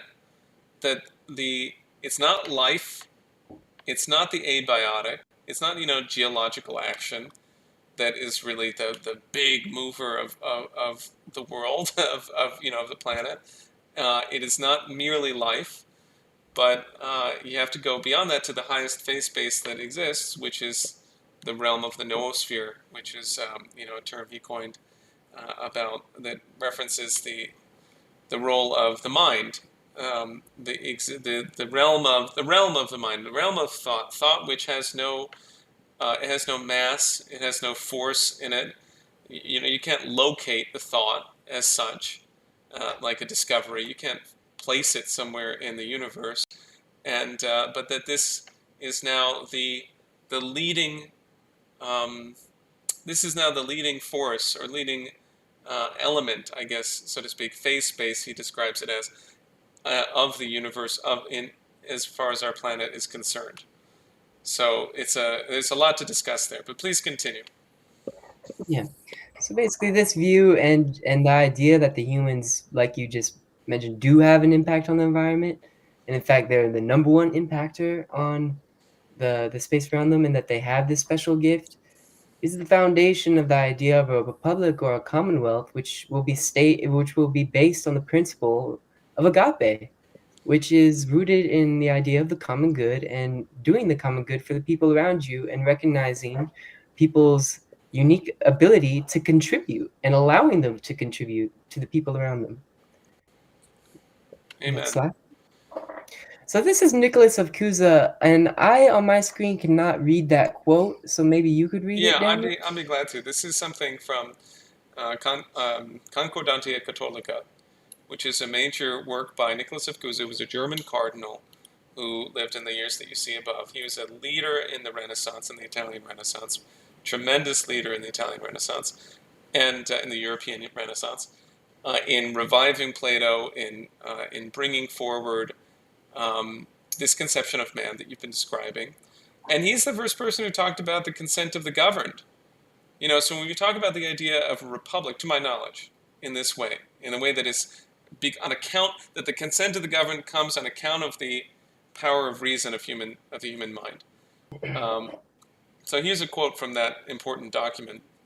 Men who from the beginning have been gifted with reason above all animals, which is a great advantage for the conservation of their fellowship and community, and for the end on account of which each one of them exists. They, having come to understand what is necessary through rational discourse, they were moved by natural instinct to unite with one another. And once they were living together to construct villages and towns.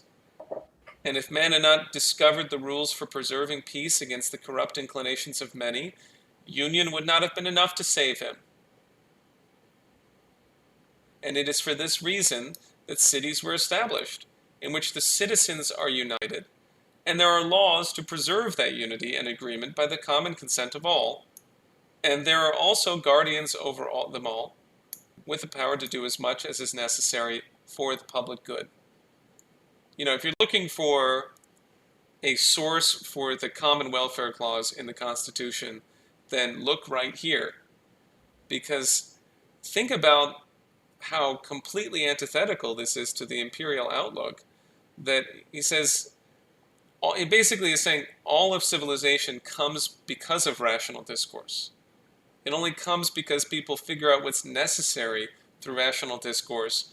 Then they discover the rules that they need to defend and advance their civilization. And therefore people consent on the basis of the public good, to governments effectively. And that's really the foundation. That's actually where these governments come from. It's a complete aberration and perversion that we have imperial oligarchy at all, because it goes against this true nature of man. So Great. That's Nicholas. So today's modern form of empire, the form of empire that is expressed today is the modern Anglo-Dutch system. And this system is distinguished because of the modern financial modern financial technology, really, like options trading and all these different derivatives contracts and the central bank apparatuses that are beyond national sovereignty. Even Geoff Young mentioned it, that the Federal Reserve, we don't vote for them, we don't have any sovereignty over them, and we live under them, and this is a worldwide system, and it's by the oligarchy, for the oligarchy, through the oligarchy. Yes. And it's going to collapse, and it derails national sovereignty, and the Malthusians of today and the globalists or the capitalists, whatever you want to call them, but really it boils down to people with the view of empire. Yes. Are trying to deride national sovereignty because they think it has political hangups. That the goals of the people to actually have a quality of life and to prosper is a hangup.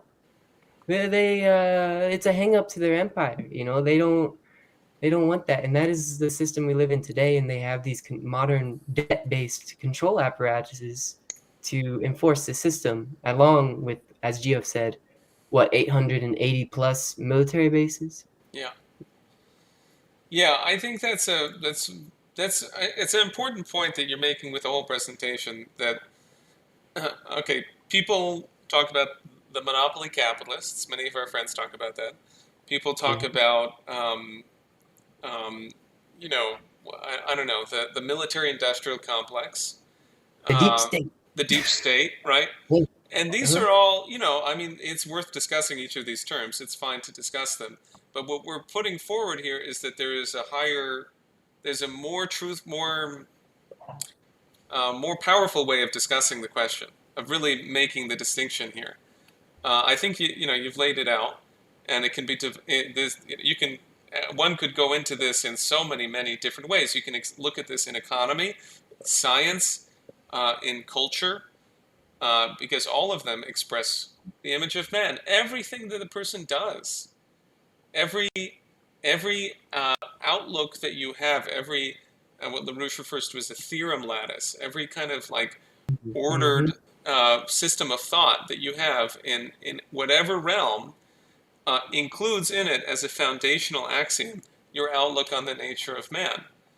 And so this is why you can see that the changing that fundamental issue as it relates to the organization of the world, of the global security and development system, or security and monetary system. If you could change that, then all of this would become straightforward, right? Because then national And, banking is just so straight. Go ahead. and yeah, I was just about to I think you're about to get to it, but I think one of the most important things that I've been getting from the organization and LaRouche and Schiller is not there's a lot of people out there who are talking about how bad the Fed is or whatever, but the contrast from the central banking system we have today with Alexander Hamilton's public banking system is there are many people out there who actually I just read recently a horrible, horrendous, terrible history book, and it's written by someone who's basically an Anglophile, and it's called Royal Blood Lies, and they're trying to say that the Hamilton banking system was the first, you know, uh, of these central banks that are so Ah, evil and awful in the United States. That couldn't be further from the truth yeah. because they haven't actually done an in-depth analysis of how the Hamilton banking system differs from the central banking system. And so, Daniel, maybe you could give the audience some resources where Yeah. they could go more into depth. Well, the Um, best thing is to read LaRouche and read what LaRouche has written about Hamilton, and read Hamilton, and read them both, and then take a look at what's being expressed there.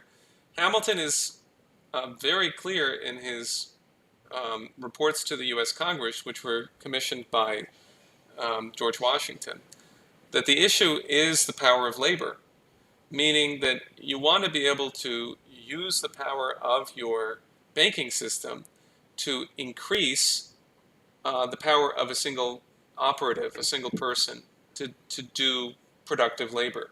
And the way you increase that is most importantly through manufacturing, through the development of new technologies, through the action of the human mind, which is that well, explicit it's the in difference of Hamilton. actually investing in, yeah.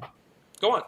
It's the difference of actually investing in like you mentioned earlier, I love the way you worded this, Daniel. I've been trying to figure out how's the best way to explain Glass-Steagall to people, and I think you worded it perfectly by saying it would create a firewall between the productive economy and the speculative economy. That was the perfect way to word it, and I think that that's the main difference between these central bank systems and the American actual national, like Alexander Hamilton system, because the Hamilton system was a very LaRouche type system where it was dedicated towards productive economy, like you said, and building up the nation, and it was very much related to the general welfare clause and Yes. actually building Yes. up what the Constitution sets up for us. But It. in contrast, today's central banking system, it's devoted to like GDP, but they could raise rent and GDP will go up. They could raise finance data and GDP. I mean, it's totally arbitrary. They're not actually building the productive economy that actually gives people opportunities and actual quality of life. No, they're just working on pushing up fake numbers that and most people are not even employed in an actual job. Like I remember there's just a Twitter thread a day ago that people were like mad at these little two girls who had like some job where they were just sitting at a pool, like doing stuff on their computer, and people were upset about that. And the earnest reality is a lot of people's today, their job, they're not really actually doing anything productive. They're because our system's economy is not based on a productive economy. It's based on fraudulence, looting. That's all I. I have to say Oh, you, about you. this slide. No, you said it well. I think you're absolutely right. Whereas under I mean, there's a LaRouche's view is that Hamilton, in his report on the constitutionality of the National Bank, demonstrates very clearly that the Federal Reserve is unconstitutional, even though the Federal Reserve, of course, came in 1913. In other words, that any system other than a national banking system is unconstitutional, because basically the purpose of the national banking system is exactly what you said. The whole purpose is to improve the general welfare. That's the founding axiomatic intention of the bank. Whereas, and he demonstrates what that would Why require would you of a even have bank. a public national bank? Why would you even have a public national bank if not to benefit the public and promote the general welfare?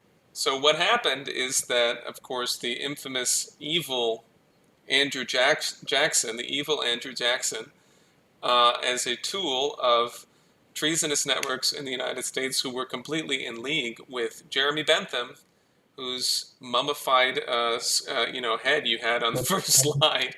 They were completely in league with him because Aaron Burr, who killed Hamilton, he left the U.S. after killing Hamilton and went to stay with Jeremy Bentham, and they were like really close friends. And Bentham is a satanic person. If you read anything what he writes, it's just absolutely satanic.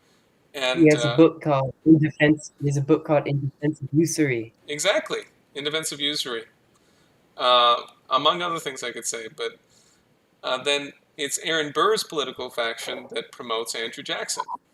And Andrew Jackson comes in and founds the Democratic Party from the standpoint, or he doesn't really found it, but he's basically, is the leading figure in it.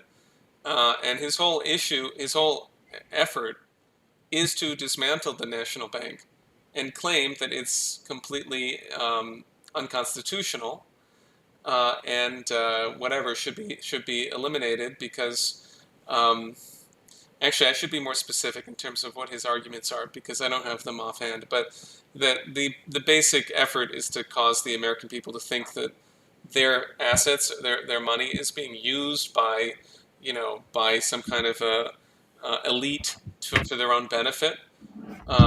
When the whole purpose of the bank was to improve the conditions of life for the population, to build the necessary projects of infrastructure and so forth.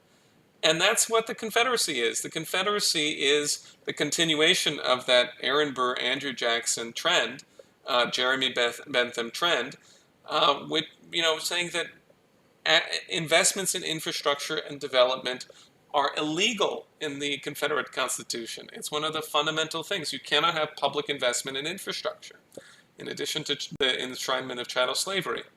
So think about that, and then look at what we're dealing with the Federal Reserve. The Federal Reserve does not do anything for infrastructure, for industry. It only has one role, which is to support the speculative bubble. So let's get rid of it and go back to Hamilton. But I'll let you continue. All right. Let me see. My screen is getting kind of fuzzy. Oh, that's too bad. This is the one that has Empire versus Commonwealth today, and the historical mission of the United States. I wanted to compare Empire. I think we've already pretty much we've already this. done Yeah. we've covered a lot of this. Yeah, but the core thing you're saying here is this. Go ahead. Is it? Oh! It's just that there is a war today against national sovereignty and the United States Constitution. Although many, and this is what a lot of the battles that are happening online about are surrounding is whether or not the Constitution is actually truly. I don't know what the right word for it is, but we could see when we read in the we could see in the preamble of the Constitution that it distinctly has the general welfare clause, amongst other things, and we can't have general welfare if we don't have sovereignty. Like a Hamiltonian banking system, like we described, is the types of tools that we need in order to ensure the general welfare, in order to ensure domestic peace and stability.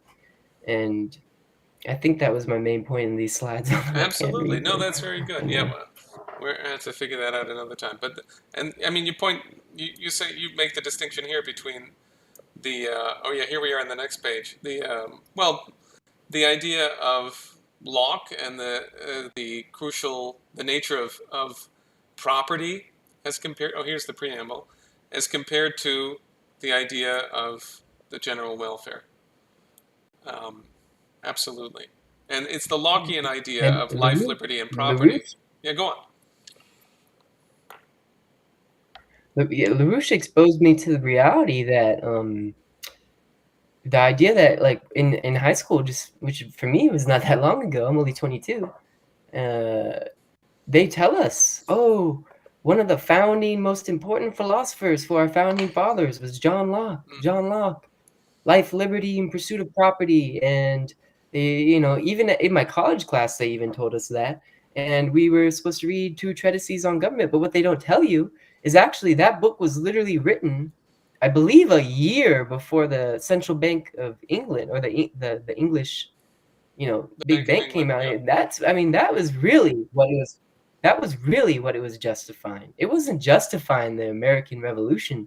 Far, far from. Locke did not have these pro-human views. He had views of human.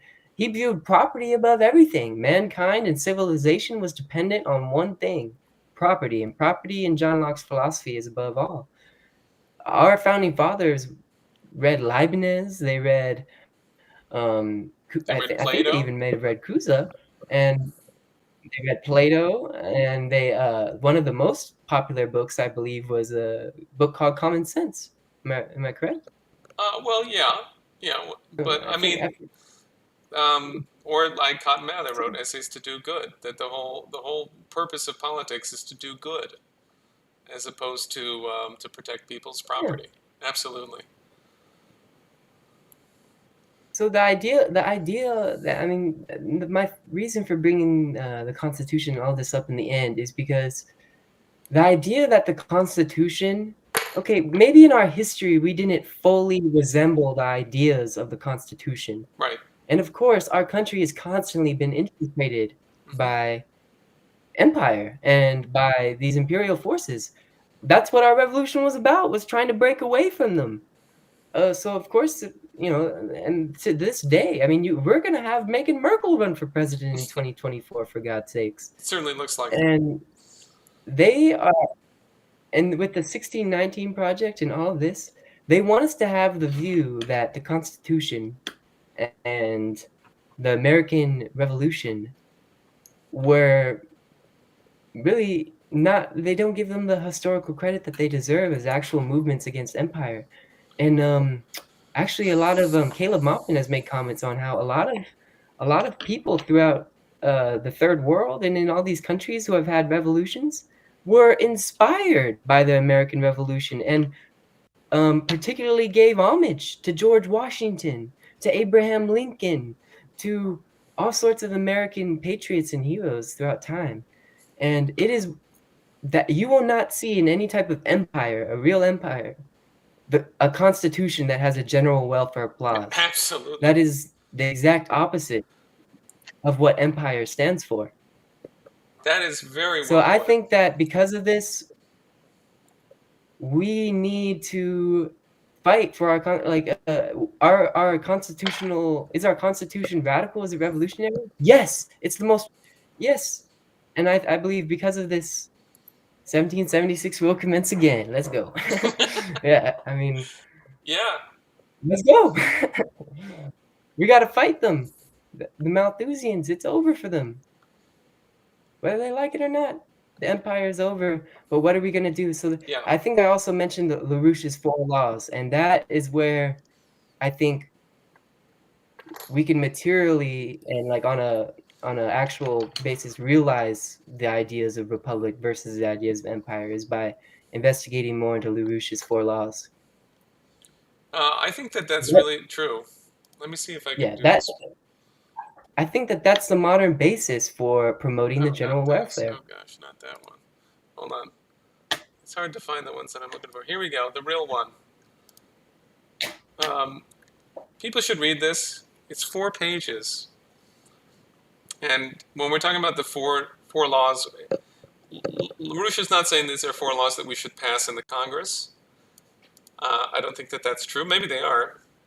Maybe they are. But he's not like presenting legislation. He's saying that these are the laws of the universe. This is my understanding. Is that if you want to save the United States, then you have to go along. You have to go forward with these policies, which we're not going to spend a lot of time on it now. But I do want to indicate it and tell people that if you want to see a politician who's fighting for this, then you have to listen to Diane Sayer, who just who turned in more than 45,000 petition signatures in order to get on the ballot for U.S. Senate in New York against Chuck Schumer, has done a tremendous job. And all of the people working on her campaign have done a tremendous job. And she is fighting for this. What is it? We need Glass-Steagall without modification, is what LaRouche has demanded. Let me just read right here. The only location for an immediately necessary action which could prevent such an immediate genocide throughout the transatlantic sector of the planet, like for example 1.7 billion people dying of famine, requires the U.S. government's now immediate decision to institute 4 specific cardinal measures which must be fully consistent with the specific intent of the original U.S. federal Constitution, as had been specified by U.S. Treasury Secretary Alexander Hamilton while he remained in office. We need Glass-Steagall back because you have to put the system through bankruptcy reorganization. You have to take the worthless debt and you have to write it off, and then you have to preserve the good debt. That's what LaRouche is calling for. That's what Franklin Roosevelt did in 1933. Not merely him, but the Congress working with him. We need a return to a system of top-down and thoroughly defined as national banking.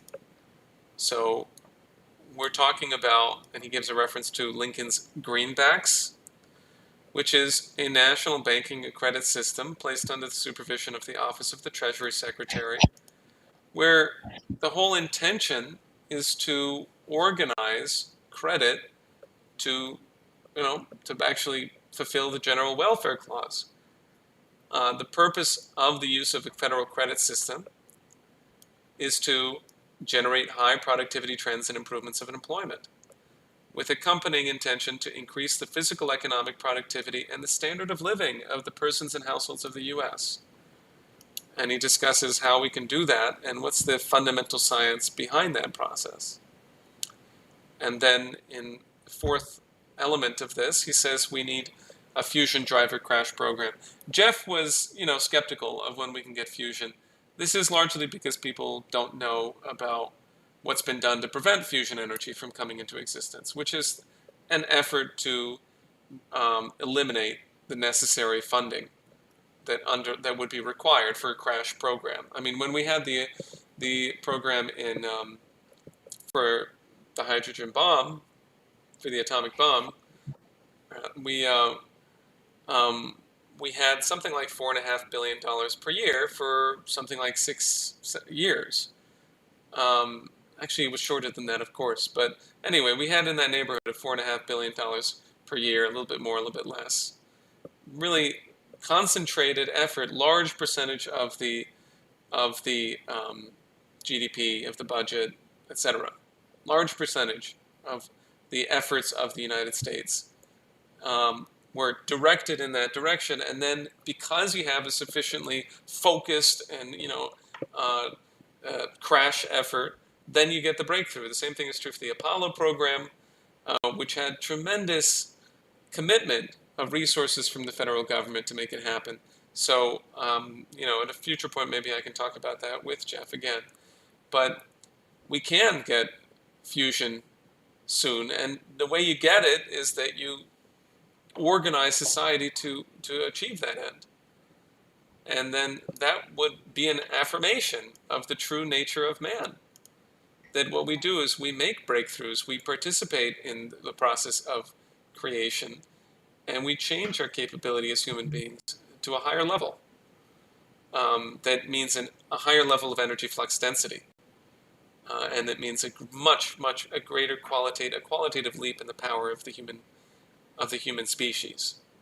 So there's much more in this document. I'm barely even referring to what's in it, even though it's only 4 pages, and I invite people to read it and to comprehend it.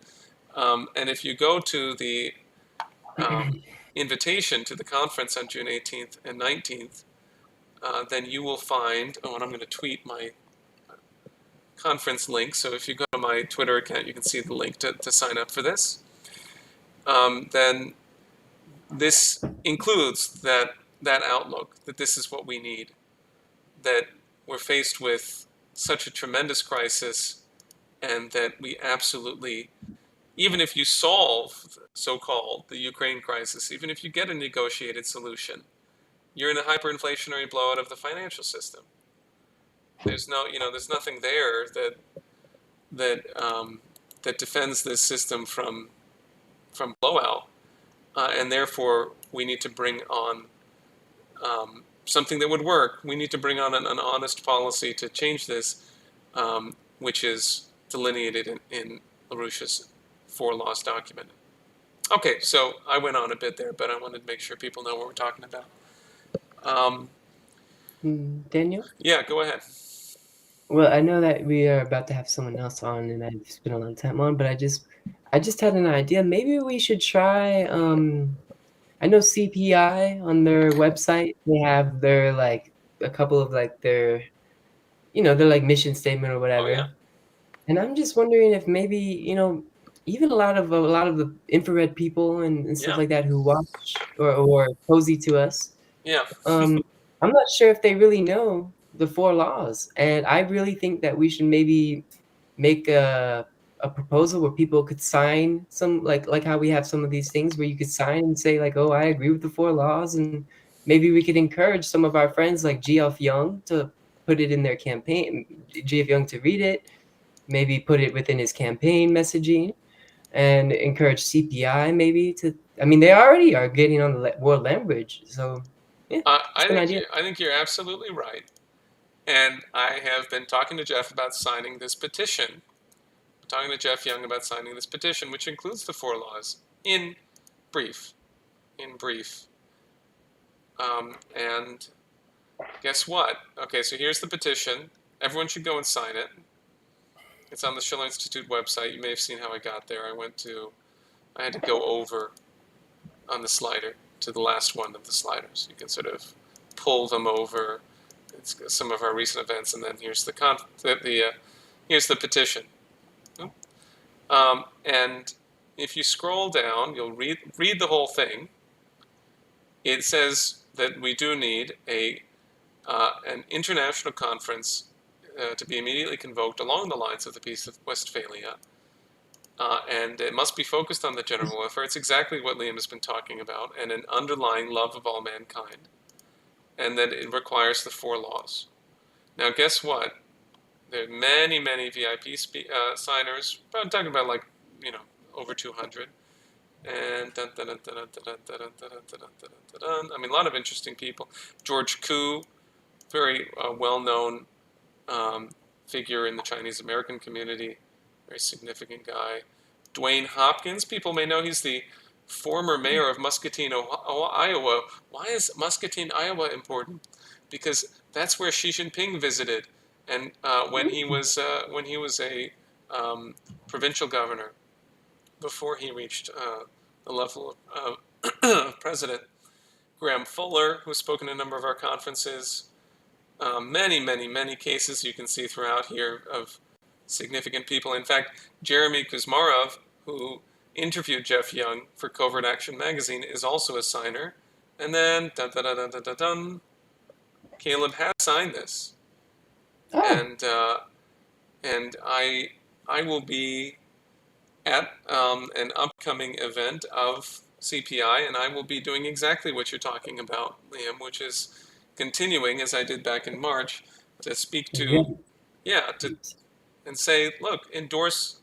We want you to not just put your name on it. We want you to fight for it with us for these policies, because there's no other way to deal with it. Especially because right now, Well, we know we're in the midst of a collapse. We need positivity and an actual step forward, because then instead of just organizing around our grievances, we could organize around our vision. Right? Right? And we don't have to focus so much on what the U.S. should not be. Although Geoff is right, the U.S. should not be what it is. It's horrible what we're doing. It's absolutely horrible. But you have to figure out, what should it be? What's going to give your life meaning as an American? What's going to give us a chance to contribute to all of humanity? Yep. So that's definitely the distinguishing characteristic of our efforts, and it is based on what you went through. It's based on the idea of this image of man, and the rigorous implications of that. Instead of just saying, well, I want things to be better. Well, what is better? What is the good? What is the good for humanity? Let's find out, let's figure it out, and let's do something about it. Okay, so it has been excellent talking to you. Thank you for your presentation. Thank you for your comments. Yes. Thank you so much, Daniel. Yeah, Appreciate it. let's do it again soon, and let's follow through. I think one of the things that you're raising is basically we should have a short video on the 4 laws in this context, never something that's just sort of Spread it on its like own. wildfire. We need to spread it like wildfire. I totally agree with you. And get more people to sign. Get more people to sign this, to read it, think it through, and sign it. Understand things they may not understand about fusion. We can discuss that with them, and we can educate them, and they can understand it. They may not understand this, but I'll tell you what, we've got a lot of help from China, because people can turn to China and see what worked for them. And what worked is the state is directing credit towards the things that need to be done for their nation, and we can do it too. So, Yep. okay, thank you. I'll talk to you. We'll do this again soon. Okay, so I'm going to go back to this. Bye-bye. See you later, Liam. Bye-bye. Good night. Bye. And I am hoping that my friend Sebastian Acosta is here, but it seems like we're having a little bit of a problem. He says he's charging his phone. Okay. I am not exactly sure what's going to happen with Sebastian, because I don't have any information from him. Although I think he was expecting to come on.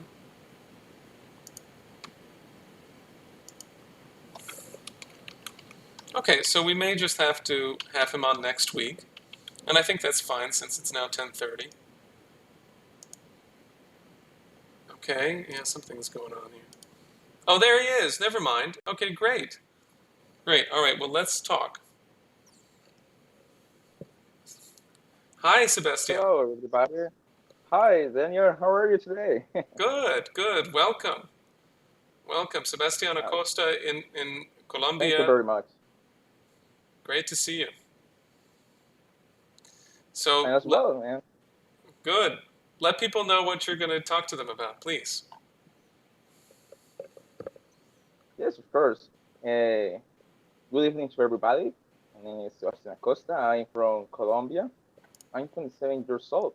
I like this space because I'm gonna talk to you about the war and bridge. I know that you have already have knowledge about it thanks to Daniel.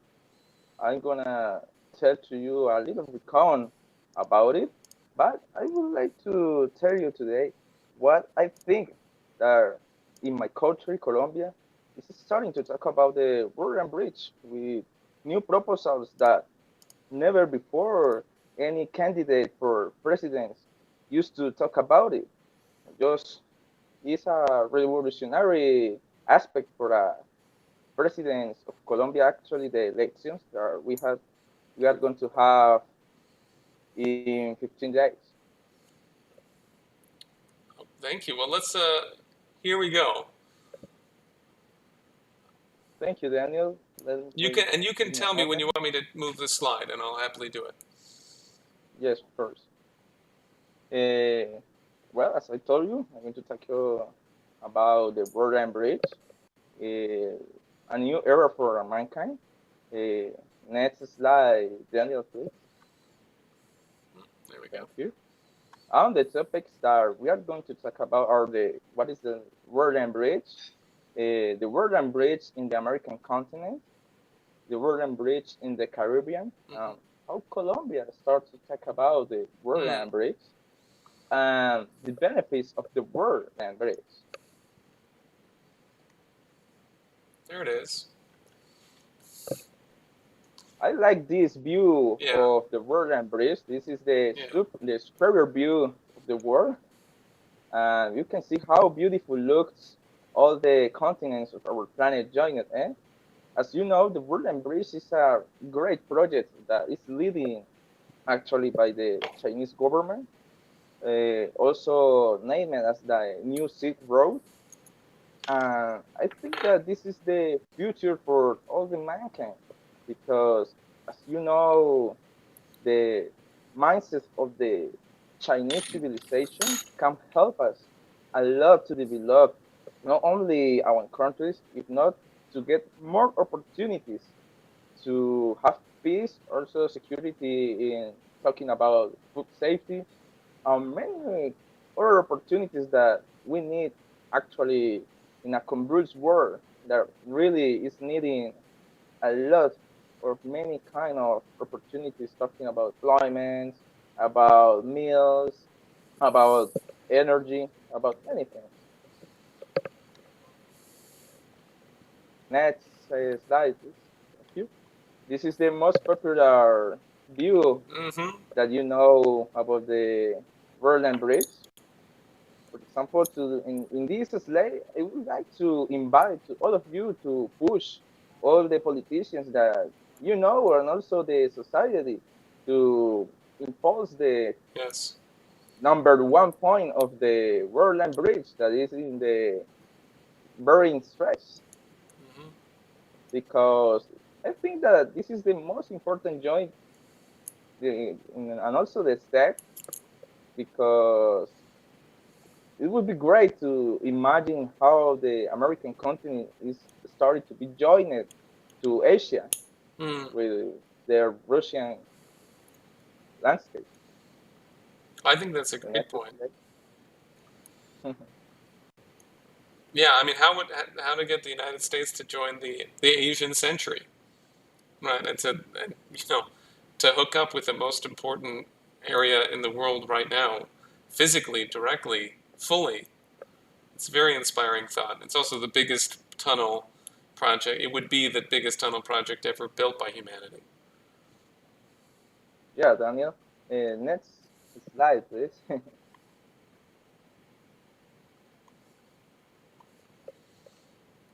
Now we can see our continent, the American continent,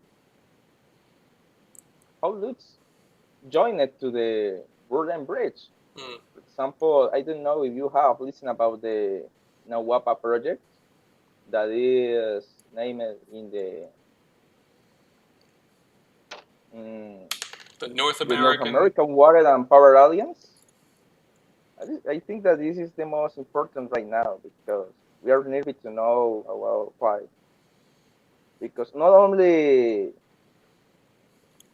join the proposals to the development of the North America side of the American continent, if not also the central, and especially how to it joins to the other infrastructure projects of South America.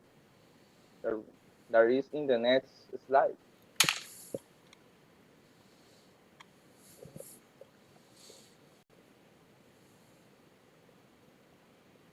For example, we can see the famous Channel of Panama. That is very important to our economy because it divides the Central America of South America right now. Panama is the neighbor of Colombia, and the frontier between these two countries is the famous Darien Gap. There in that map, you can see that it is located in the National Park of Darien.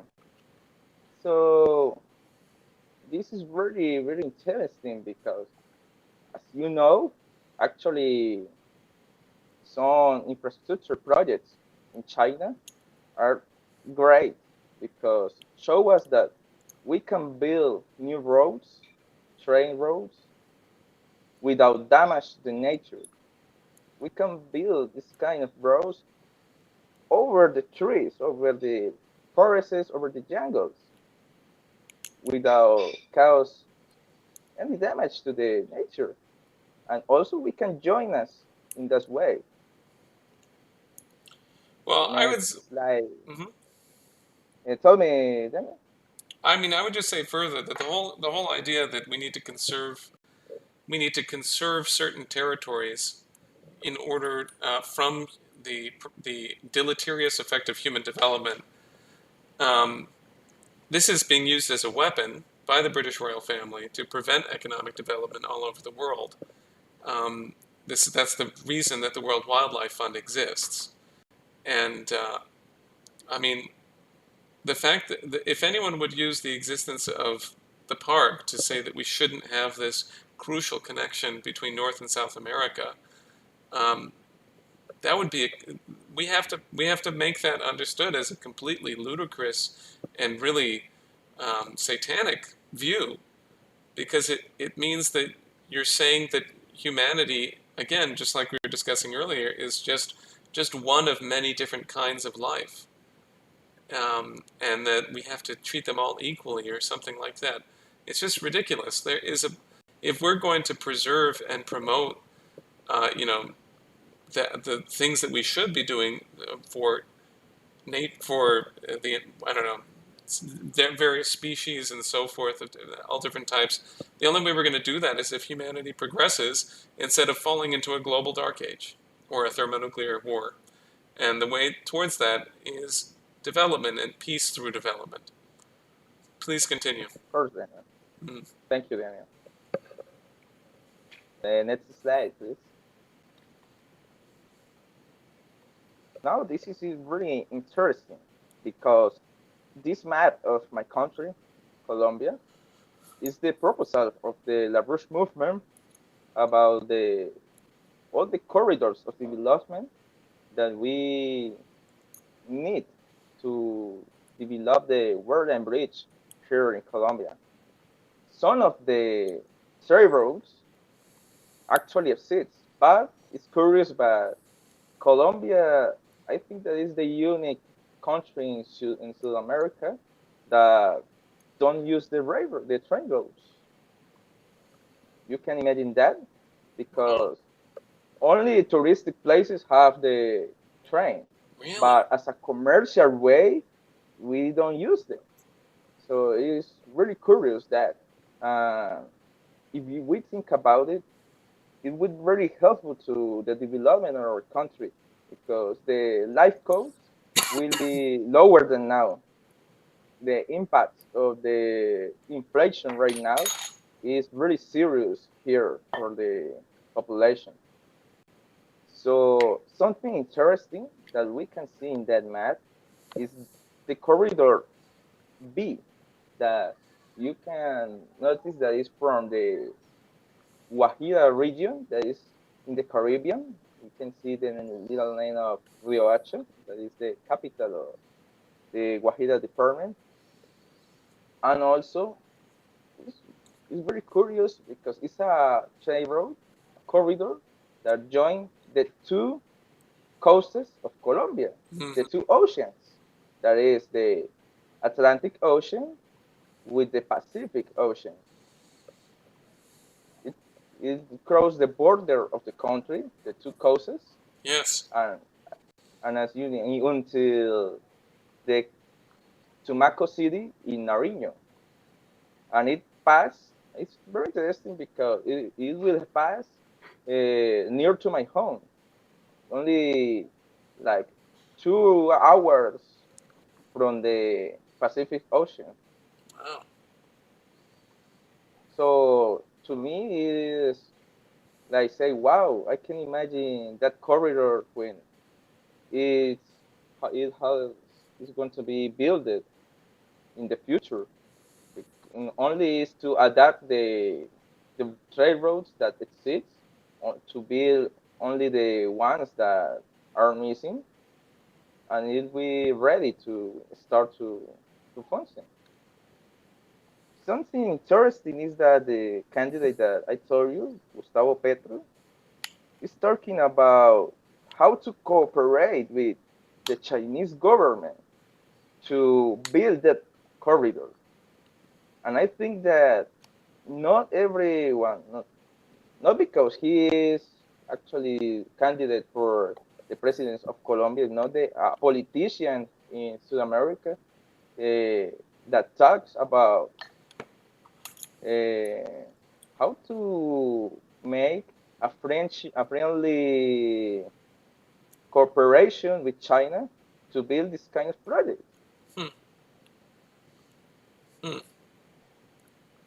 It's exciting. To me, it's really yes. To me, it's very interesting, and I think that all the countries must to join to an initiative like that Hmm. because, for example, to us, to Colombia, and not in this case, this is fun because not only to Colombia, also for all the world, the corridor C that you can see in the map of Colombia, Mm. in the Orinoco zone, is joined to a small corridor with Venezuela. Hmm. This Orinoco zone is very important because actually for that corridor, for that zone, Colombia is one of the countries that are named for the future of all as a mankind, like meal pantry of the world. Hmm. So the only one way that we can see that this zone of Colombia with development is that corridor. Hmm. And this candidate is talking about develop that zone. As you know, right, I think that not everyone here in the program knows that that's a very interesting zone, not only for the potential that it has to give us an food safety, not only for the country, if not for many countries around the world, if not because the the absence of the government in that place, that there the population have suffered during decades the abandon of the government. Hmm. So right now, that people is starting to dream, to imagine a new era for them. Well, this is very, I mean, it's very hopeful. Um, I think it absolutely suggests the significance of developing a fight within Colombia and all in every nation to bring about the conference that we're proposing among all nations. Because these things should be happening. And now that there is a certain turn in the level of understanding about how to make them happen, working with China, for example, it represents a very hopeful standpoint. And uh, it's also in the worst possible situation because of the global financial crisis, because of the global food crisis, because of the fact that we have such a um, impossible situation with debt in so many nations. Pakistan is having a debt crisis. Why? Because of debt to European banks and to the IMF and nations like that. Or I mean, institutions like that. Sri Lanka, horrible crisis because of the debt, because the financial system is being run internationally to choke developing countries. And we have got to reorganize it, absolutely, so that things like this can come into existence. I think it's the kind of thing that really requires the kind of international youth partnership that Helga Zepp-LaRouche has proposed, where we get many different groups across the world calling on their governments to address it from that standpoint. Because here's the future. Here's the potential that exists if we can change the organization of the world financial system. That's my thought. Yes, that's right, Daniel. I think that this is the future for everybody. I don't know why many people that with bad intentions that only thinking the power, no, the economical power Yeah. only just for a small group of the population of the world likes to only feed the violence, feed the sense of war every day, every time. Only we can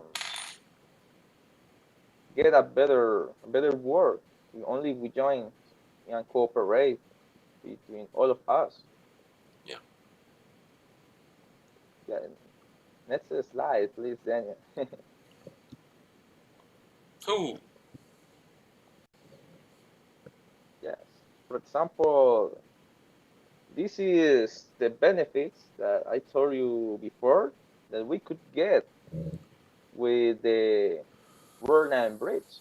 For example, to Colombia and also for the whole world, it's gonna be interesting because that proposal of that corridor, we are talking about high-speed trains. That is new for a country, especially for here, for many countries in the South American part of the continent. It's gonna be interesting if Gustavo Petro became the new president of Colombia. If he starts that project, and in few years we can see maglevs here in Colombia, it was like a dream. And also, as I told you, the food safety, I've been added to the slides the famous coffee oh yes. because you know that the coffee for many people, not only for us here in Colombia, if Mm-hmm. not for, I think that for the whole world, is if not in the words, in the office, also is in the breakfast. So actually, Colombia, mm, the treatment with this style of the agriculture, this part talking about the coffee, is starting to suffer a little because a Mm. long time ago was the number one around the world, but actually with different kind of troubles that we have now, mm, it's well positioned, but not as we like it. That's that in the past was. Hmm. And I think that it's gonna be an interesting view to see that Colombia start to give give opportunities to many science in the science, no, to develop more the agriculture Mm-hmm. in the zone that I told you in the Orinoco. Absolutely. The next slide, then Yes. for example, this is what I like because we can get not only here in Colombia, if not for the whole world. Finally, one trouble right now for the economical situation is that many people don't have unemployed. So if we support the World and Bridge, thanks to the corridors of development, we can get a lot of employments, millions for everybody because around them we can get involved a lot of economical sectors. For example, the services, the industrial part of the economy. Mm, Many people that dedicates as a professional to the mechanical, the electrician, engineering, will get a very nice opportunity to develop the skills in this kind of projects, also for logistics, to how to, it's going to be a challenge to transport all those meals that is going to be produced in the Olympic zone to all over the world. Also, if we analyze it, it is going to be very, going to be great. Because in the next picture that we get, that we can see in the slide, we can see how children are happy now. For example, a bad date that I have for my country actually is that almost the middle of the population is suffering of hunger now. That's incredible because we are talking about 50 million people that we have as a population here in Colombia. Yes. So almost the middle of the population is in poverty. I can assimilate that because Colombia is a rich country with a lot of natural resources that administrated well can give us to everybody a lot of opportunities and also the opportunity to have the 3 basic meals. Yes. Yes. And see those children playing in a happy way is thinking in what is the world that we want for the next generations. We have to start thinking in the next generations, not in us, because generations after our that we are living now, maybe in a conscious way, or many people in a conscious way, in that time never saw the damage for the society that starting to cause during all those years. But now I think that we have the opportunity to change that road for the mankind.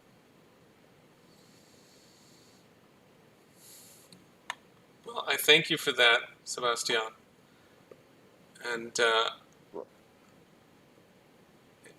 is that the conclusion?